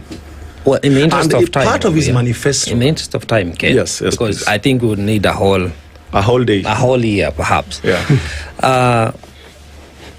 You are from Homa Bay. Unapologetically. Did you attend Albert Ojwang's funeral? You know he was from Homa Bay. From my village. Okay. And you know, the national government is not just responsible for collecting taxes and implementing some agendas. Yes. It is also responsible for provision of security and safety of us as humans of Kenya. So when you hold a brief and glorify the national government, which is your right, because that's the understanding you're coming from, it may be helpful to appreciate the undoings therein. Because when we talk about these promises, we are talking about our taxes that will be collected. Remember, we are grappling with a lot of odious debt, right? The Senate itself, the bicameral house yesterday was half empty, which is an injustice to us Kenyans, because these are our representatives. If themselves, they feel captured and they're not able to even tolerate what is being presented by the president, we need to have a serious conversation. So therefore, I think it's fair that you do hold a certain position in terms of how this regime stands. But majority of Kenyans, led one by Senator Nyoto in his own opinion and others, are feeling this is not the direction we ought to be taking as a country. But in the interest of time, perhaps we should further this conversation some other way. But Senator Nyoto, you could come in and just make your... I think I want to just say that in general, you know, Ken is struggling. Because of course his party, the party leader, the president, you know, he's the chair Homa Bay County UDA. I mean, first of all, the president himself does not believe in the things he was saying yesterday. And that's why Ken is struggling, because the presenter of this particular address does not believe in what he said. But basically, Ken, just to help you, you know, you don't actually even have to be a very smart person to know that before you build a house for me, I need to have eaten. I mean, the basics. I mean, food security, health, education. If you have been able to satisfy my needs in that, now you can tell me about housing. Now you can start talking about transforming Kenya into a first world. But before you have assured me that I'll have a meal tomorrow, if I'm not assured that when I get sick and go to hospital, I'll be treated with or without any money in my pocket. If I know that my child will go to school whether or not I can afford, I mean that I'm not paying, go to school to the highest level, then we can start discussing the others. So I think let us not even belabor on, dwelling of roads, housing. President Ruto should have just told us yesterday, because he's on record as having said that he's the best president Kenya has ever had. What is it that he has done about the three basic problems that were identified at independence? Food, shelter, and the sorting of poverty, of course. Then, bring these others. So for me, he's actually putting the cart before the horse. For me, basically that address was just a good poem, well rehearsed by somebody who did not believe and who does not even believe in the content of that very rosy poem. And that is basically what it is. Sort out our basics, then take us to the next level. Don't tell us about heaven when we cannot be able to access actually the nearest trading center in my area. I mean, basically that is what it is. But to say that there is any county that in its CIDP recommended, that came up with that they needed housing more, of course it is not even possible, because I've told you Murang'a has 1 million people, put up 1,000 units. What do you do with the rest? 999,000 people who have no food on the table, whose education is not assured, whose health is not assured, and whose security is not assured. Human rights violation all the time. And we are talking about a president who erroneously thinks that God he's the only one that God gave a head and brains, that everybody else is brainless. And that is the president that Ken here wants to come and praise and even ignore the most important discussion we are having here, State of the Nation address as delivered by President William Samoei Ruto yesterday. All right, so these are the conversations we need to continue having locally, loudly, and together, because it takes all of us to make a great country work. Ken, we'll give it to you the last minute. Sorry? We'll give it to you. I mean, from where you are in terms of that priority question, I'm very interested in your response. Yes. Now, basically, when I began, I said I had a right of reply. Whatever statements I made was based on basically his submission. Now, back to the business, the agenda of the day. I want to, number one, applaud President Ruto, my party leader, for his State of the Address National yesterday. I want to encourage citizens of this good republic that, number one, Rome was not built in a day. And the strong economies of the world, it took commitment. It took people who believe in something. What is it that inspires us as a nation, as citizens? And to have hopes in future for my children and grandchildren, I believe I need someone who believes in impossibilities like William Ruto.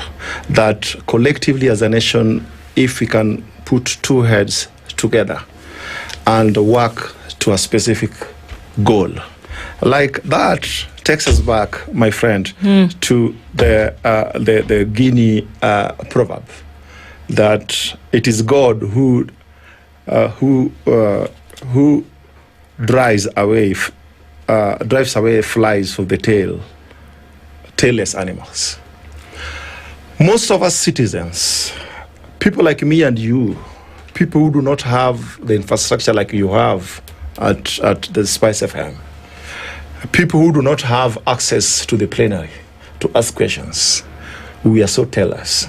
And for my generation, something is the statement made yesterday by President Ruto gives me hope that collectively, if I give him a benefit of doubt and I give him support, just maybe Kenya would be a developed nation in the next 20 or so years. And this requires someone extraordinary like William Ruto.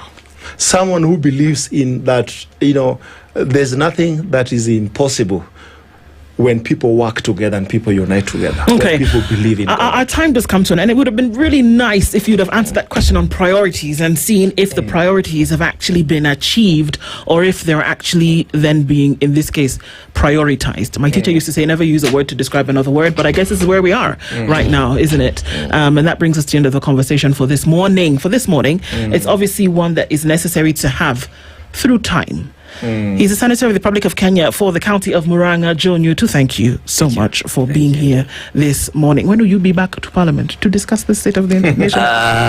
Next week. Yeah. All right. And also, Kennedy Obuya is the UDA chairman at Homa Bay. Thank you for being here this morning. It's 5 minutes past 9. Good morning. Thank you. Thank you.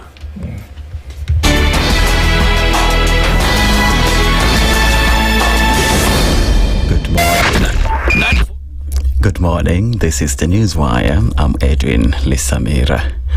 The family of slain teacher Ndu Okoh, who was fatally shot during protests in Dar es Salaam, Tanzania, after the country's recent disputed general election, has renewed calls for the Kenyan government to expedite the release and repatriation of his remains.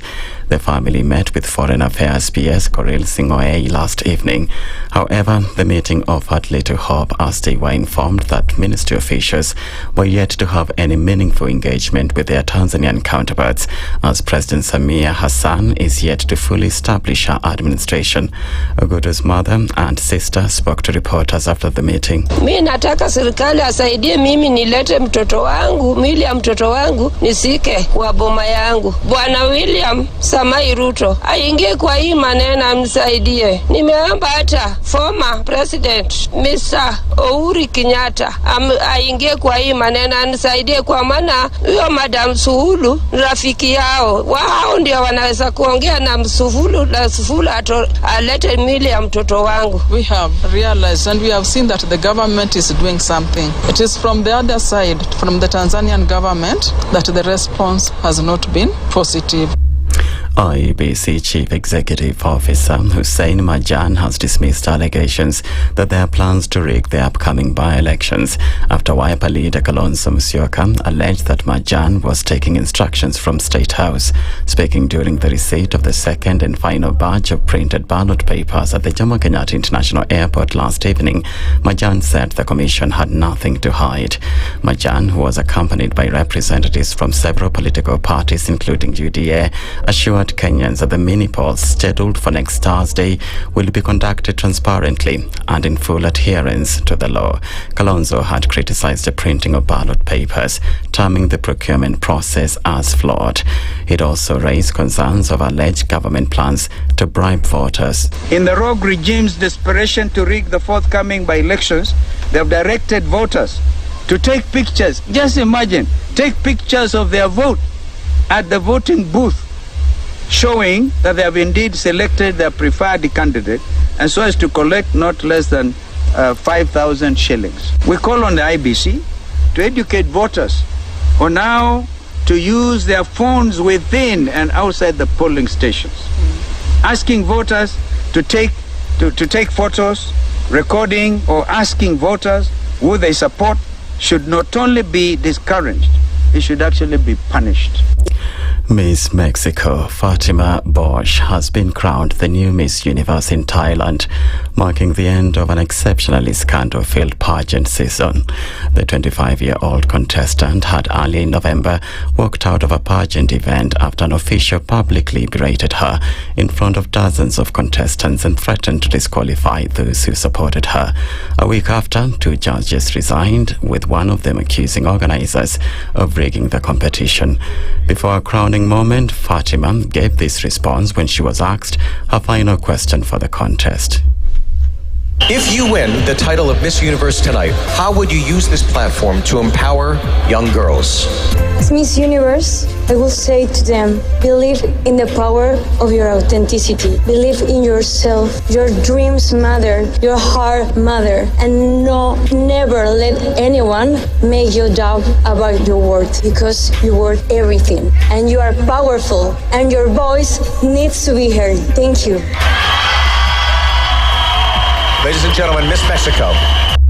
The pageant saw Thailand's Pravina Sai placed second, while the rest of the top 5 included Venezuela, the Philippines, and Cote d'Ivoire. We're now down to the final 2. Please step forward. One of you will be taking the crown and representing women all over the world as Miss Universe. If, for any reason, the winner is unable to complete her duties, the first runner-up will take her place. Good luck, ladies. The 74th Miss Universe is... Do not pull a Steve Harvey here, Steve. Here we go. Miss Universe is... Mexico! Miss Universe, founded in the US, is one of the longest-running beauty pageants on the planet. That's the Newswire. I'm Edwin Lisamira. The latest news from around the world. 94.4 Spice FM, Nairobi. One of the things that are ailing our country is negative ethnicity. You find you as a state officer, instead of thinking as a Kenyan, you think like a tribal person. Let me tell you something. The biggest problem we have had in this country is a leadership deficit. There is nothing that you are going to do in the process of change if you are not a risk taker. So you really have to pursue your vision to a logical conclusion and even be ready to step on people's toes. When it comes to the economy, you can run away with it. They say statistics are like bikinis. They reveal a lot, but they conceal the vitals. And so government people would throw statistics at you and tell you they're revealing a lot of information to you, but it's really concealing the real vitals. We need to get out of that, because when we want to grow our democracy, one basic thing that really requires to be understood by the political class, by all of us, is institutions are critical. This is the Situation Room, the only way to start your day. If we just gloss over issues and hope that time heals, then we might find that in generations to come, we might be back at the same situation. And the whole thing is born of stolen elections. Spice. When it comes to the decisions you make, you must be independent. There's no way you can allow one institution to dictate to you how you're going to conduct your operations, how you're going to decide cases. It's a no. When you weaken the institution to the point where they cannot take action, then you realize that politicians have to come up and now start dealing with the issues. That conversation has to die. Our politicians do not like the hard stuff. We must insist on the path of doing things right, whether popular or unpopular. Money changes hands. That is a fact. If you have political goodwill at the highest top, like in Rwanda, then corruption will be an issue of the past. If you don't have political goodwill at the top, we will pass laws, we will amend laws, we will continue passing laws and re-amending laws, and nothing will happen. This is the Situation Room, the only way to start your day.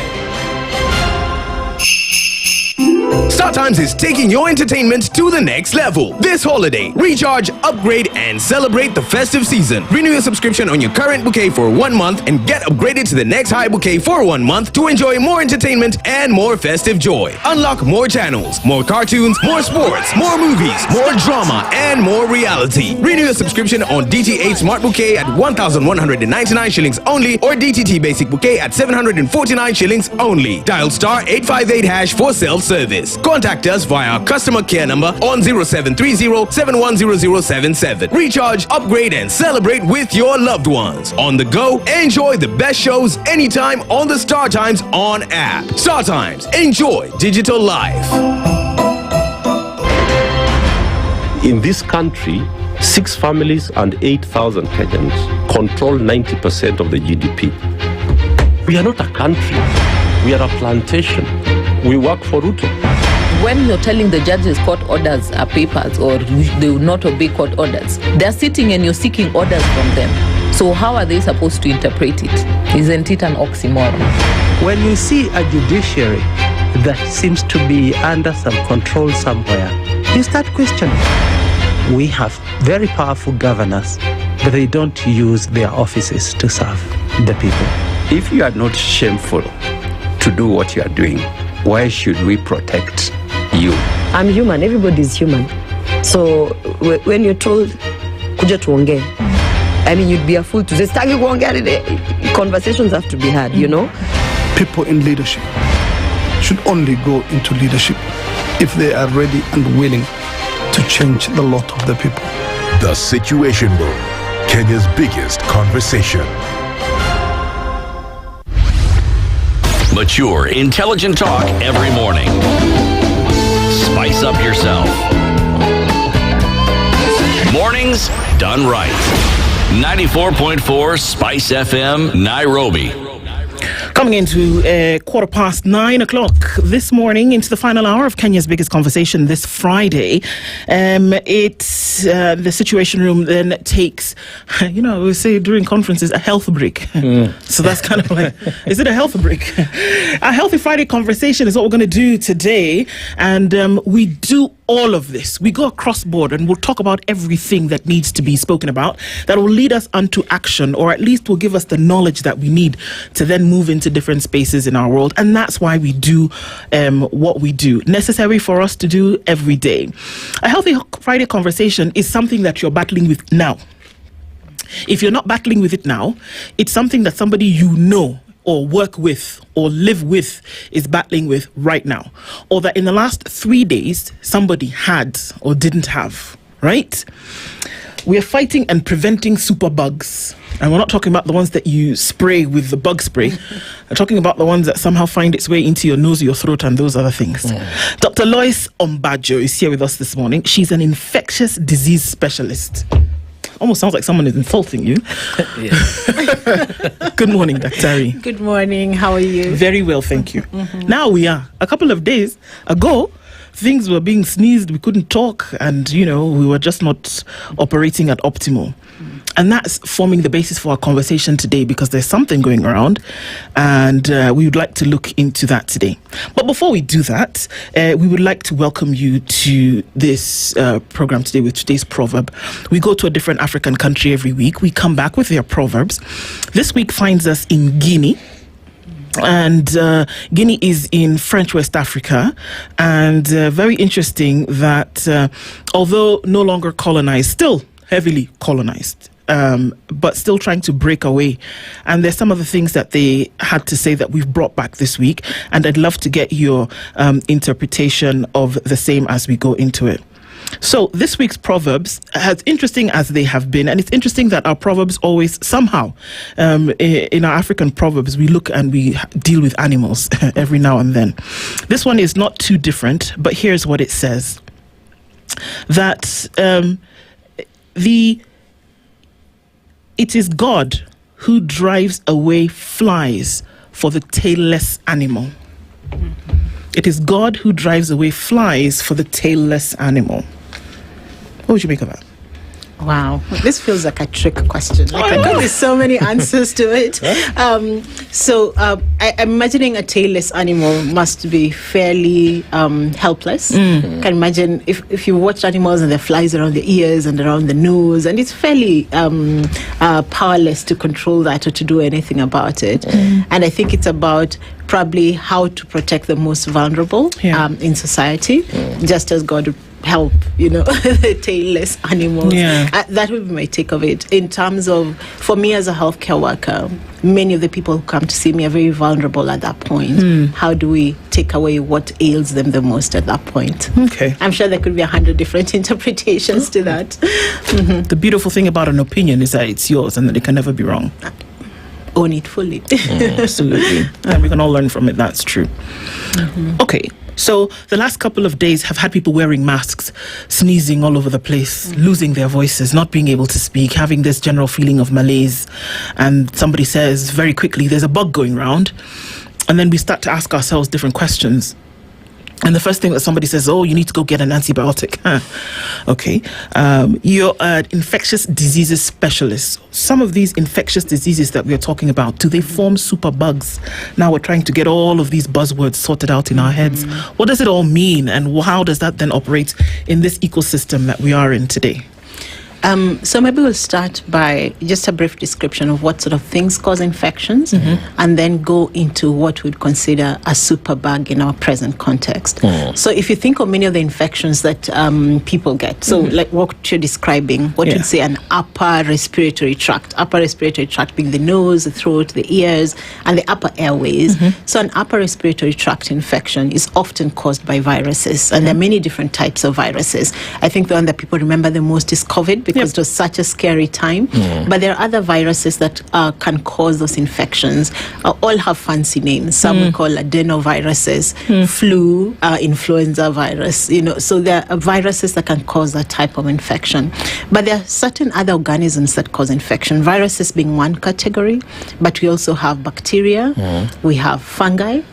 Fungus, like what causes skin infections, like ringworms and, infections in the scalp and the rest. We also have parasites, or what some we call protozoa, like things that cause malaria, for example, cause amoebiasis, for example. So there are many different types of organisms that can cause infections. What we've been calling, or what in our current context sort of we call a superbug, is a bug that's hard to contain. So a bug being either the virus or the bacteria or the fungus, any of those things that we've talked about that could cause infection. So a superbug is one that we can't treat. And one of the problems we have right now is bacteria that have become resistant to antibiotics. So all these bugs that we're talking about, if we want to treat a virus, we use an antiviral against the virus. If we want to treat a bacterial infection would be things like a pneumonia, a urine infection, a bloodstream infection where you have bacteria in the blood and the like. We use antibiotics. If we want to treat a fungus, we use antifungi. But if you have resistance developing, so that you use an antibiotic but you can't kill the bacteria, then that becomes a superbug. It's a bug that we can't really treat well. Okay. How do you create resistance? Because, before you would pop an antibiotic, do it for the 5 days, 7 days, 10 days, for whatever, and you would be fine. But what we're saying here is that there is an infection that cannot be treated by an antibiotic because there's resistance, but that must have been created somehow. How does that happen? So unfortunately, we create it ourselves. It's not one of those that someone created in a lab and released to us. So all organisms fight for survival. And they fight against threats. Okay. So if you're going to give an antibiotic, then the bacteria are threatened and they will try to survive that. So if you keep exposing bacteria to antibiotics, they change their characteristics so that they're able to withstand the antibiotics, so that their species continues. I think every species is interested in being around till the end of time, whatever that will be. So they change their characteristics and become resistant so that they can continue to survive. So the unfortunate bit, as I said, is that we create this. When we use a lot of antibiotics, bacteria become resistant because they're changing in order to survive. And the way this happens is, for the human body, we have a lot of bacteria on us, on our skin, in our gut, in our mouth and in our throat. There's a lot of bacteria, and a lot of it is surviving there harmlessly. It's not really causing us harm. If anything, it may be helping our gut. But when we keep dumping antibiotics into us, then this very bacteria that is within us becomes resistant. It changes in order to survive. So what causes infection then, and what spreads around, is now what has become resistant. So when you use the usual antibiotics that we're used to using, they no longer work. So then that, for me, makes, because we don't hear of infections, one wonders how they spread, the transmission and all. But most importantly, because what you are describing is the treatment protocols that we employ are not accurate most of the times. Hence the resistance comes up, because I believe if we use the right treatment protocol, you would contain the virus or the bacteria or the fungus. So I'm just wondering, the challenge for most of us as normal humans who are not necessarily daktari like you is the detection or the proper diagnosis of what is it that I am suffering with now. So how would you say, when would one know? Because most of the times we hear people going and doing the over-the-counter medication. I'm feeling I have a headache, I think I have a viral infection, or and then the person just gives you whatever it is both of you may have agreed on. So how would you suggest in terms of managing the detection, the detectability? Because the lack of detection is the one that leads now to outbreak. And then the superbugs, the effect they have, like the COVID head. Where are we in terms of understanding or detecting and profiling them for proper diagnosis? So I think it's sort of multi-pronged. Right. Starts from, for you as an individual, when should you be concerned enough to go to a hospital? So most of the things that we struggle with is usually the common cold, maybe a sore throat, a cough. Most of those are caused by viruses. And most of those don't even have treatment. They're what we call in medicine self-limiting. They live their time, then they'll go away. You'll be sick for a couple of days or for a week and it will go away. Many of those will require basic sort of home remedies, some honey, some lemon and ginger to make your throat feel a little better. And it's only rarely, if someone has a fever or has, very severe symptoms, that you may need to go to hospital. And in that setting, even in the hospital, you have to consider, is this a viral infection? Which means you need some Panadol for your fever, something to make you feel a little better. Or could this be a bacterial infection? In which case, that is the time you'll require an antibiotic. I think the danger and what we see often is everybody with something small, they rush and buy an antibiotic over the counter. But often that antibiotic doesn't make a difference in the progression of the disease. So how come you feel a little bit better when you do? You probably were going to feel better anyway, because it's just a matter of time. Okay. You probably were going to feel better anyway, but because you've taken something, you think it's the one that's making you feel better. So I think the main thing to tell people is avoid that buying for yourself an antibiotic, because as we said, bacteria live within you, and if you keep popping antibiotics, what you end up with is this profile of bacteria that are resistant residing within you. And those are the ones that can cause infection in you later. So, for example, a very common infection is urinary tract infections in women particularly. So a lot of what causes these urinary tract infections is bacteria within the gut. So if you've been popping a lot of antibiotics, the bacteria in your gut, you'll have some resistant bacteria in your gut. And if then that person gets a urinary tract infection, it will be the resistant bacteria causing this urinary tract infection. Then we'll be struggling to treat a simple urinary tract infections. And some of those get complicated, and you get complicated infection, and people die because of resistant bacterial that are resistant causing infections. You've mentioned gut a number of times. So if we improve our gut health, does that have a correlation on our ability or the resistance against these bacteria and viruses to a larger extent? So I think one of the best ways of taking care of your gut health is not taking antibiotics when you don't need them, because the bacteria in your gut is actually good for you. So you don't want to kill off the good bacteria and end up with resistant bacteria. So that's one of the best ways. I know people do a lot of other things. They say, I'm detoxifying and all those. I'm not sure that does anything for you. The best things to make sure you're healthy is, eat healthy, exercise, get enough rest, avoid too much stress. Those are universal standards for keeping yourself healthy. And then avoid taking anything you shouldn't be taking, and that includes antibiotics. Okay. So why is it that with the viral infection, the ones that you've mentioned, the flu, the COVID that we see, do you pass on the same to somebody else? Like, how we normally say, well, the kids went back to school and then they came back home with the sniffles, and then you as an older person or as an adult or the parent, you get it. But it seems to be much worse in you as an older person that, they're going to run off, drink some orange juice and run all over the place and they'll be okay. But somebody who's older is completely waylaid by this thing. Why is that? So one, yes, infection spread. Things like the cold, the flu will spread in droplets, will spread because we are touching, kids are touching their noses, touching everything, and they're touching the same and really just passing on the same viruses to you. And many things, kids tend to fight things off a little easier. Their immunity may be a little better. Adults, especially older adults, may be struggling with other things, they have high blood pressure, they have diabetes, they have what we call comorbidities, other conditions that may have an impact on their body's ability to fight off infection easily. So as someone gets older, the ability to fight off infection is not as good as when they're younger.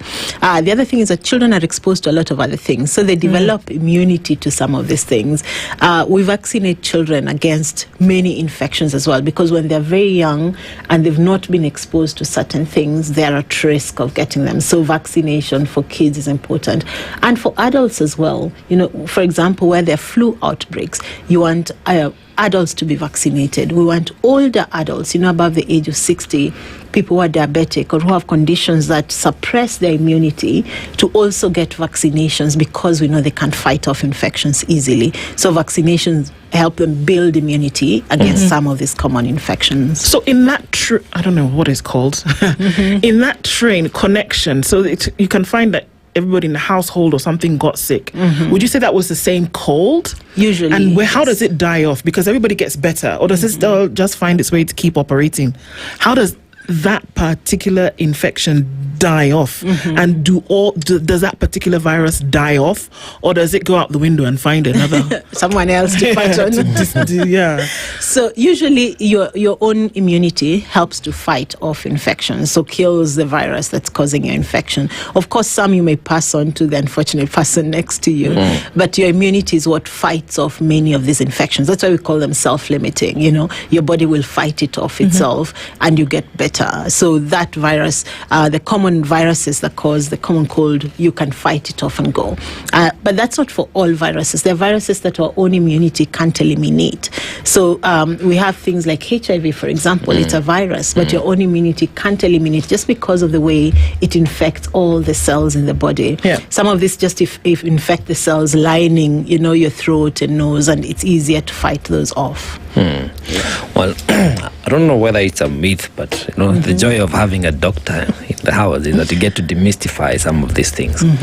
It is said that you cannot contract the same flu or cold, the same strain of the virus twice. Is that correct? Not necessarily. For some, maybe, because you develop sufficient immunity to be able to fight off the same strain. But the one thing we know, and we learned this during COVID, remember we kept talking about, what were those Omicron. Do you remember Yes. the terminology Yes. that kept coming on? So sometimes the viruses also evolve because they multiply very rapidly, and in this process of multiplication, there are changes that happen within the what we call the gene of that virus. So those changes means with every iteration of this multiplication, it's a little different from what it was previously. So your body has not quite encountered this new strain, and that's why some infections can recur over time. And that's why, for example, in the context of COVID, they kept saying, the old vaccines don't seem to be working against the new strains because of those changes that occur within things like viruses. And another one we need to demystify. You see, this is the beauty of having a doctor. Can you really and truly vaccinate against typhoid? Against typhoid? Yeah. So I know recently there has been introduction of the typhoid vaccine in Kenya. I think one of the challenges we've had with typhoid is that there's been an overdiagnosis of typhoid. If you go to many towns and villages, everybody says nilitibiwa, typhoid, malaria, and something else. So one, there's been an overdiagnosis, and people have also diagnosed themselves. If they feel what they felt 10 years ago, they say ile typhoid ile typhoid ya tumbo niko nayo. So people have sort of overdiagnosed and use that as to also justify taking a lot of antibiotics. I felt better 10 years ago when I was given an antibiotic, so I'll take it again. But yes, you can vaccinate against some bacterial infections. Some of those vaccinations may need to be repeated over time, just because the level of immunity they sort of induce in the body wanes or reduces over time. So those may need to be repeated after a few years. But yes, the vaccination against typhoid has been shown to work, and that's why I think government introduced this not too long ago. Okay. So obviously, when we're looking at viral infections, we're looking at those that then will essentially attack the immunity of someone. Is that what we're saying? Your immune system is attacked by this virus, and so then you're susceptible to these symptoms. Is that how it works? So that's for some viruses. Okay. There are certain viruses that will destroy your immune cells. Okay. And the classic example is HIV. HIV targets the immune cells, so kills the immune cells, and that's why if someone is not on treatment, they keep getting other infections because their immunity goes so low. All right. Other viruses, of course, with every infection, your immunity goes down a bit because one, you've deployed. It's almost like if the country is attacked and we deploy all our military personnel to go fight one border, then the other borders remain a little vulnerable because everybody's focus is in one direction. So when someone is fighting off an infection, they could be vulnerable to others just because you've deployed your military to fight one thing and it leaves the rest of you a little vulnerable. Okay. But yes, there are certain viruses that characteristically attack your immune cells and leave you vulnerable to other infections, and I've given you an example of one. So if that happens, you're going to forgive me here. This is rudimentary basic questioning.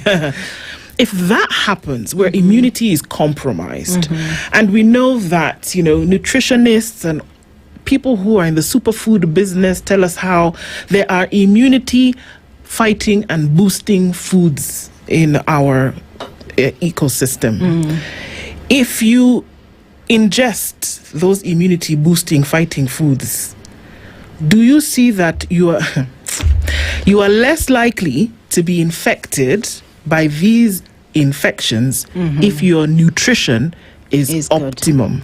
So as I mentioned earlier, there are certain basic things that if we did right, our immunity will be better. Okay. So a balanced diet. I'm not sure there's an immunity super booster that you can take. Often it's just having a basic balanced diet, having enough sleep, making sure you exercise a bit, making sure you're handling stress and the things that bring you down a bit. Those are just basic things that make you generally healthier and able to fight off a lot of things that would come your way. Yeah. Okay. So then, so you don't have to spend money on a lot of immunity boosting things. Your body sort of knows how to take care of itself a lot of the time. If it's fed right, it will take care of itself. Yeah. So now, on the other side, now you have this carrier. When someone is sick now, they are the virus or the bacteria carrier, right? Who is infected, basically speaking. And transmission is now what puts everybody at risk. That's why we had the social distancing. That's why it's all, like to wash your hands, sanitize, all those, depending on what you're dealing with, the super bug that you're dealing with.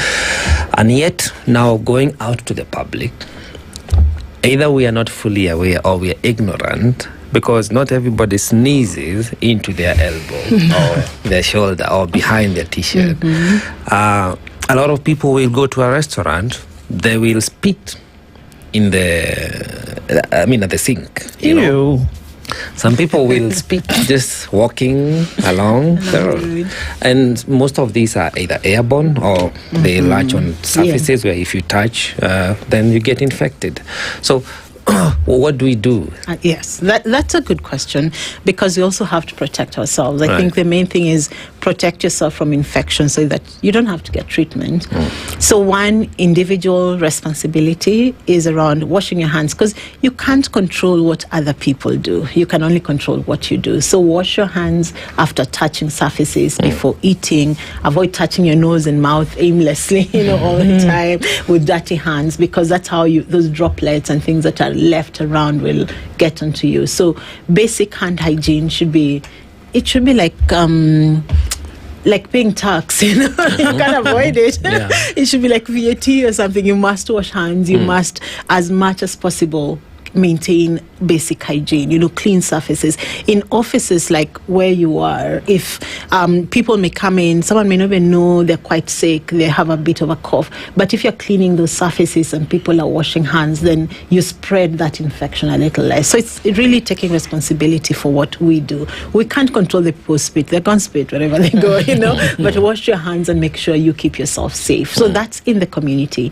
For us who work in hospital, that's where the risk of spreading, particularly resistant bacteria, which is a very big concern for us. The risk of spreading resistant bacteria from one patient to another, lying in a hospital bed. And remember, we said when someone is sick, they're a little more vulnerable. The someone who's well and walking around, that risk is high. So again, the onus is really on hospitals to make sure those who are working in hospital wash hands, because we also spread this resistant bacteria from patient to patient on our hands in the equipment that we use. So it's about healthcare workers and all those working in hospitals cleaning hands, making sure equipment is clean, patient environments are clean. And of course, if you're sick, don't go to visit someone in hospital, because you're exposing them to what you may have. It's an issue, isn't it? That the hospital is essentially one gigantic petri dish of infection.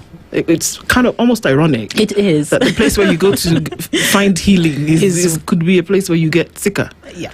Interesting. Okay. There are a number of questions coming in. Of course, different kinds of infections. So we're not just dealing with the viral, and across board here. But I'm interested in two things. Number one, what have we seen in society today, right now, currently, that are these super bugs that we're not able to treat for some reason? What have you come across? And then link vitamin C with this immunity thing, that people eat a lot of oranges and lemons and grapefruits and whatever, anything that has vitamin C in it naturally, and it will help. Can you make the connection for us? Okay. So in terms of what the concerning superbugs are for us now, one is resistant bacteria. So there are 3 types of bacteria that cause most infections that we see in those coming to hospital. And the concern we have now is that this bacteria probably 50% or more of this bacteria tend to be resistant to the most commonly used antibiotics.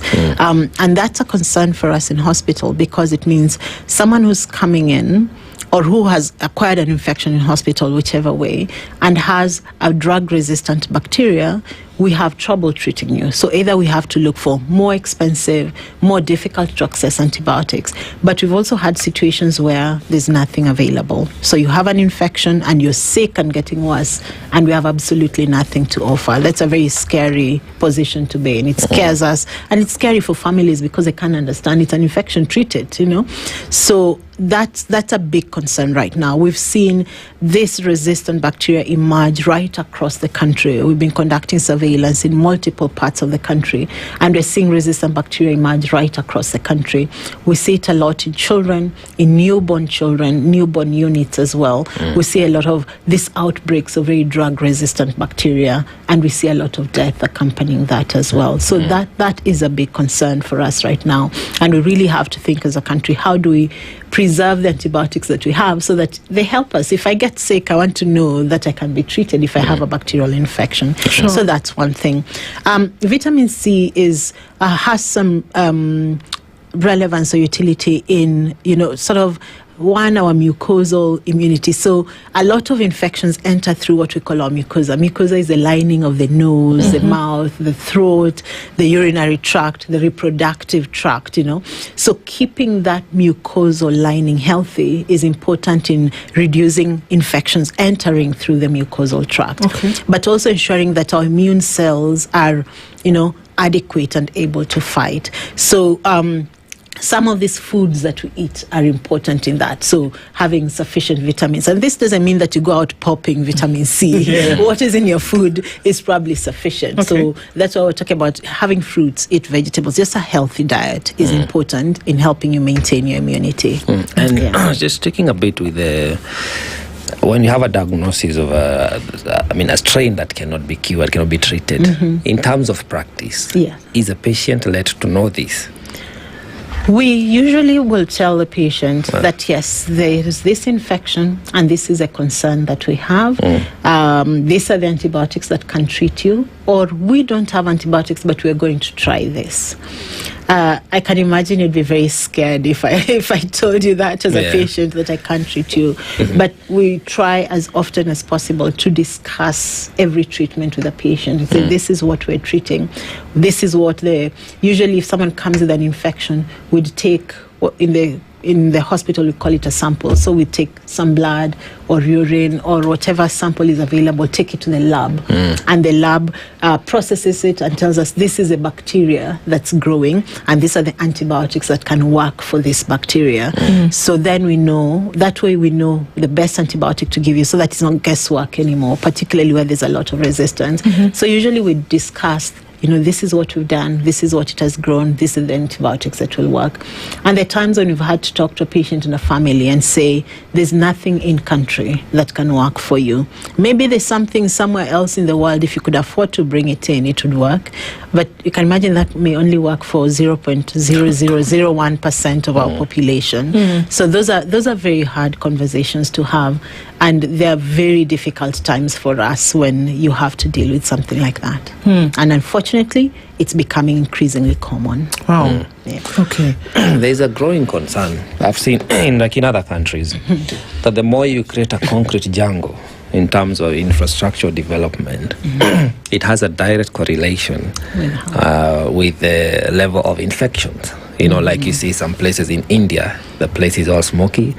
Sometimes some places in China and other countries as well.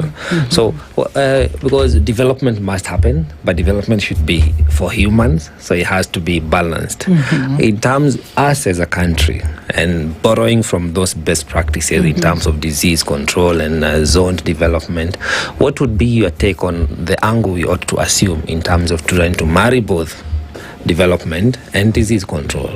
Okay, so that's a very interesting question, and I think it really reflects why everything we do should involve multi-sectoral players, because everything we do impacts on something else. The best place to be is where you have fresh air, where you have space to exercise, where you have space to sit with people and socialize. That's the best place to be for your health, for your mental well-being and all the rest. So even as we're thinking about development, one, we want to think about, do we still have fresh air? So how polluted is that environment? Because some of these areas without adequate ventilation will affect our respiratory health, will affect your lung health. So we have to think about that as well, so that there's adequate ventilation, there's adequate space, there's adequate fresh air. But also with a lot of crowding, there's issues around management of sewage, for example, management, disposal of waste. And where you have dirty environments, then you have increased levels of infection. So even as development happens, we have to think about waste disposal, sewage management, water sources, the risk of water contamination, where there's a lot of, sewage lines running along water lines, and where you don't have safe water sources, that will increase the risk of outbreaks and infections. So those are things that we must really think about as a society, even as we continue to develop. Okay, let's take some questions, because there are quite some that are coming from folks today asking already in terms of infections, and we see the regularity of it in society. One of those is H. pylori. Everybody seems to have H. pylori. It's almost like the friendly monkey on your back. How is your H. pylori today? Fine, thanks. How is yours? Where is this all coming from, and why is it so rampant? So I think yes, we have seen that, and it's been a concern for us. One of the reasons it's a concern is truly if someone has H. pylori, they require antibiotics for a long time. So usually you'll be put on antibiotics for at least 2 weeks. That's a very long time to be on antibiotics. And of course, as we mentioned, use of antibiotics, particularly for a long time, runs the risk of selecting for this resistance you're talking about. There's been something about how we diagnose it and the tests that are being done, so that everybody who goes into a hospital, there's some what they call rapid tests that are being done that, every test is positive for H. pylori. And unfortunately, we've seen those situations where it's positive 3 times in a row. And I think as a health fraternity, we have to rethink how this diagnosis is being made, because my thinking is that there's over-diagnosis of H. pylori. So with that, there's a lot of antibiotic use as well. And I think for us, it's around going back and saying, what guidance should we put in place? Because truly, there's a lot of over-diagnosis of H. pylori. Is over-diagnosis same as misdiagnosis? Over-diagnosis is diagnosing something when it's not necessarily there, or even diagnosing and treating something that you'd have lived with as a friend for a long time without necessarily impacting you. So exposing people to over-treatment. Could also be misdiagnosis. Misdiagnosis may be you diagnose the wrong thing, or you diagnose something that's not there. So you expose someone to treatment that they do not require. Well, recently there's been some good development. It's not all that bad. Not all because we're used to Ebola, swine flu, and all that. We had an attack from the HIV and the TBs for quite a number of decades. But now there seems to be a better approach on the viral load management. Sometimes we even hear some countries like South Africa that the viral load for HIV can go to as low as undetectable.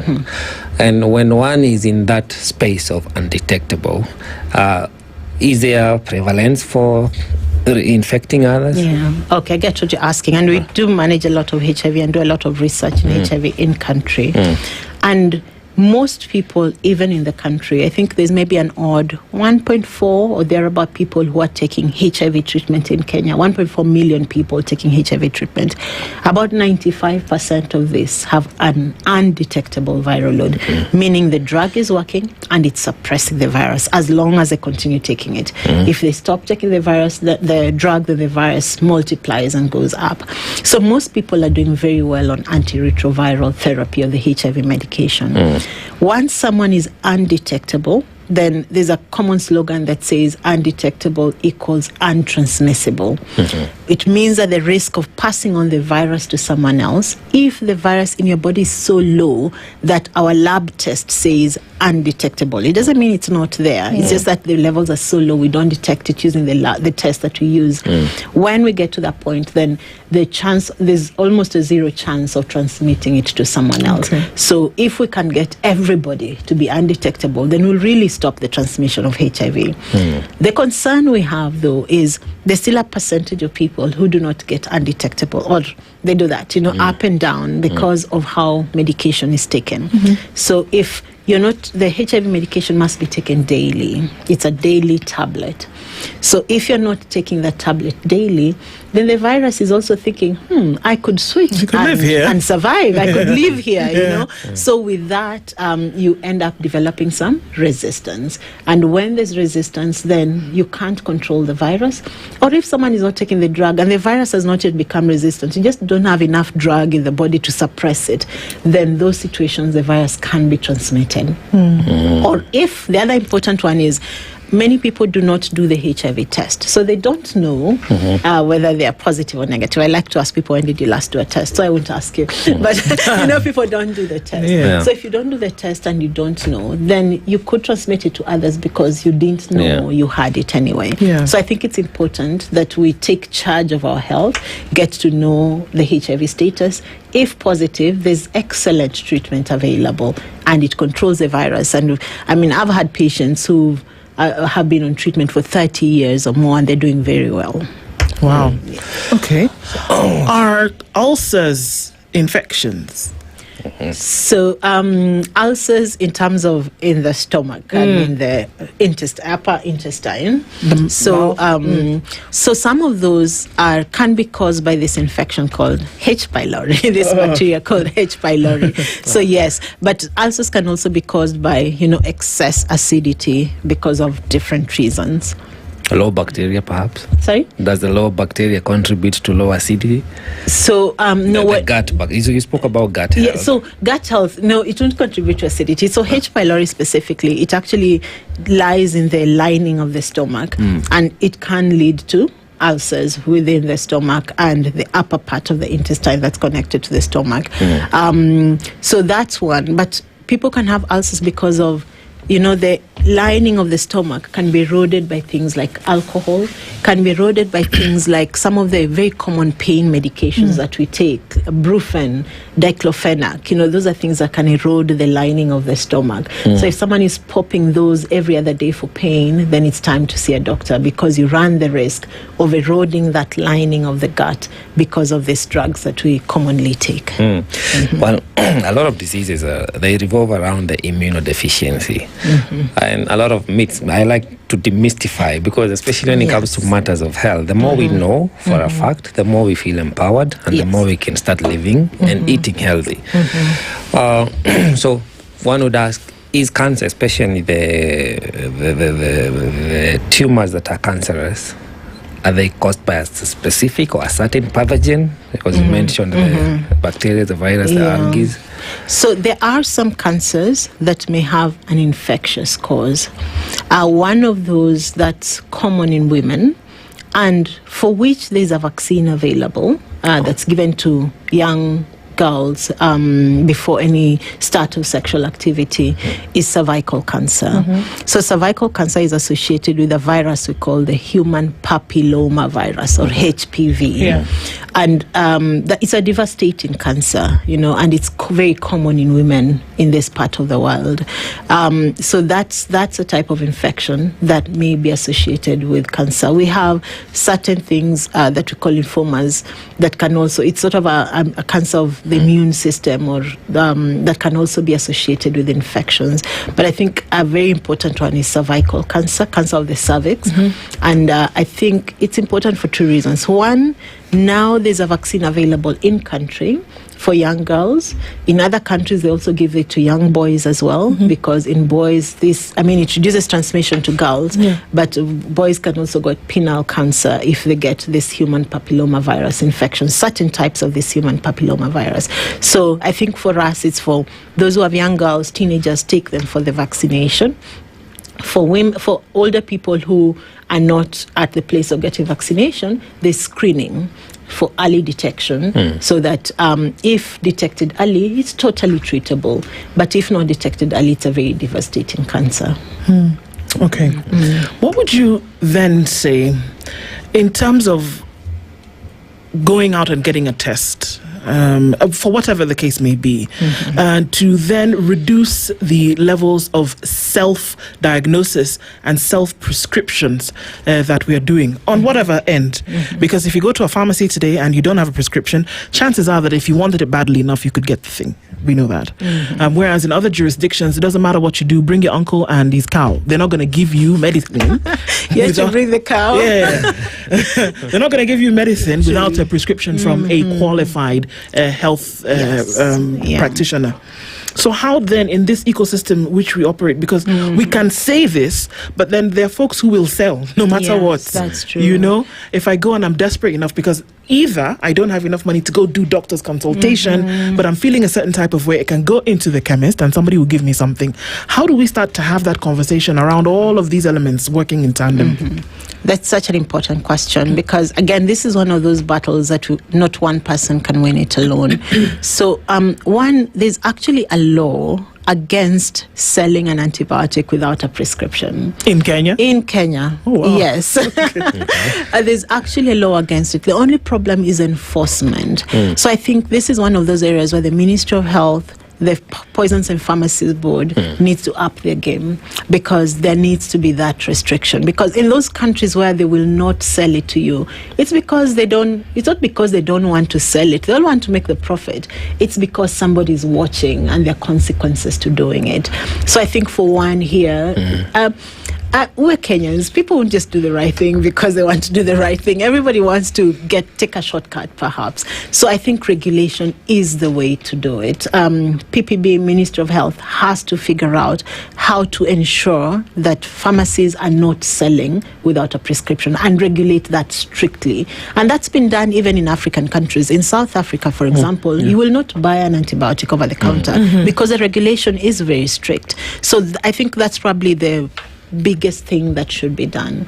The other one is about now this awareness. If I know that this antibiotic I'm taking is going to be harmful to me, the chance of me running off to take an antibiotic is a little lower. Right. But if I don't know and my neighbor felt better, why shouldn't I also take it? Yes. So I think what you're doing here in terms of even talking about it is really, really critical. And the more we can talk about it so that people know, it's very important.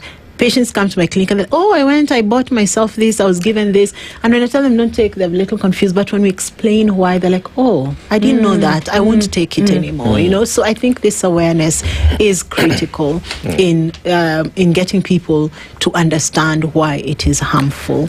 Further, let's demystify. Patients come to you and they have you develop, you have your diagnosis, the differential gives you this diagnosis you have. And then a prescription comes up. And patients are told, when you send them to the pharmacy and they're there to collect their meds, they're asked, you want generic or you want original? Which mostly comes out as a scam. Coming from definition of general Kenyans.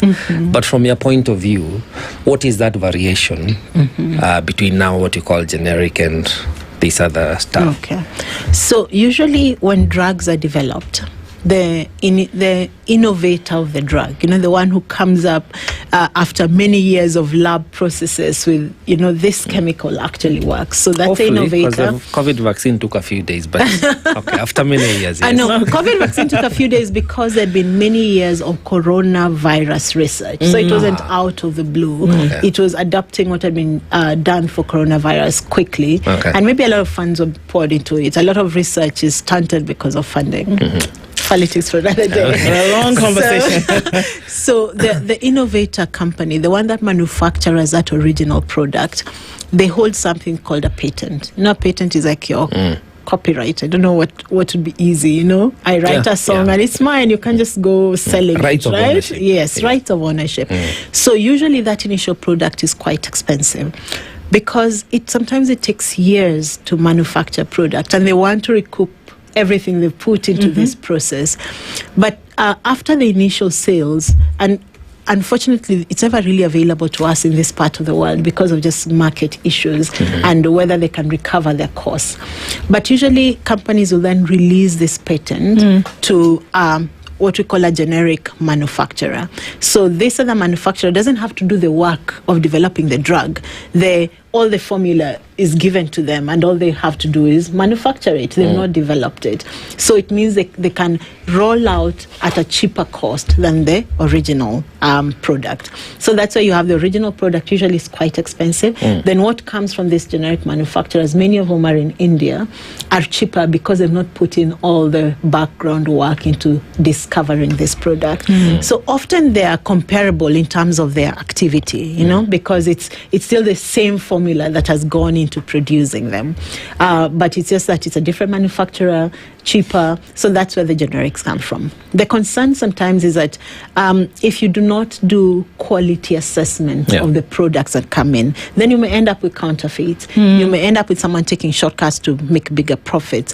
And that's a role that the Pharmacy and Poisons Board is tasked with. They need to carry out quality assessment of every product that comes into country, and not just at the time it comes in, but over time. Because when you tell a company, I'm going to do quality assessment, they'll send you the best batch, but you have to keep vigilant and keep testing other batches over time. So usually the generics are cheaper, and they're okay, they work well. I'll give you an example. For example, we're talking about HIV treatment. most of the drugs we use in country are the generic products that Right. come from India, but they work very well because they're really based on the science that developed that drug. Wow. There's a lot to learn, and like you said, there are many of these things we touch on that could be conversations for hours, but that these are also conversation starters that we can have in our different pockets, and also here on these platforms in a good way to then be able to end the week, but also give us food for thought, literally moving forward. Dr. Lois Ombajo has been here with us this morning, an infectious disease specialist. Thank you very much for doing this with us on a Healthy Friday conversation. Very important, and my mind is already whirling many things. Asante sana. Thank you. Thank you. Joe, well done this week. Thank you for hanging out. Yes. And keeping conversations moving. Thank you. And we forgot to mention something. Yesterday we had SONA. Today we had SOJA. State of the Judiciary. Yeah, that's true. That was something that was going on today as well. Let's see what happens with that as well. Happens. And a safe and healthy weekend to everybody. Thank you. Right. Eat well, sleep healthy. well, exercise, wash your hands, Avoid buying antibiotics. And if people want to find you, Dr. Ezipenoff, where do they find you? So I teach at the University of Nairobi. I see patients at the Kenyatta National Hospital. So if you come to the University of Nairobi and ask for me, you will find me. Right. They can email me.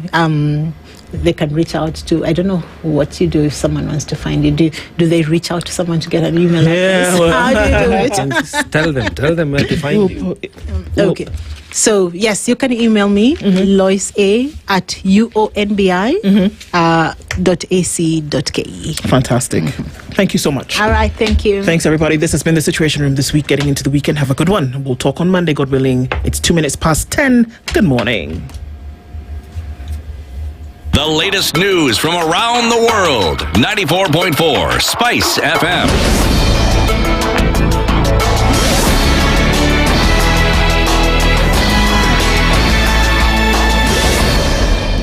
Good morning. This is the Newswire. I'm Edwin Lisamira. President William Ruto has ascended to the government-owned enterprise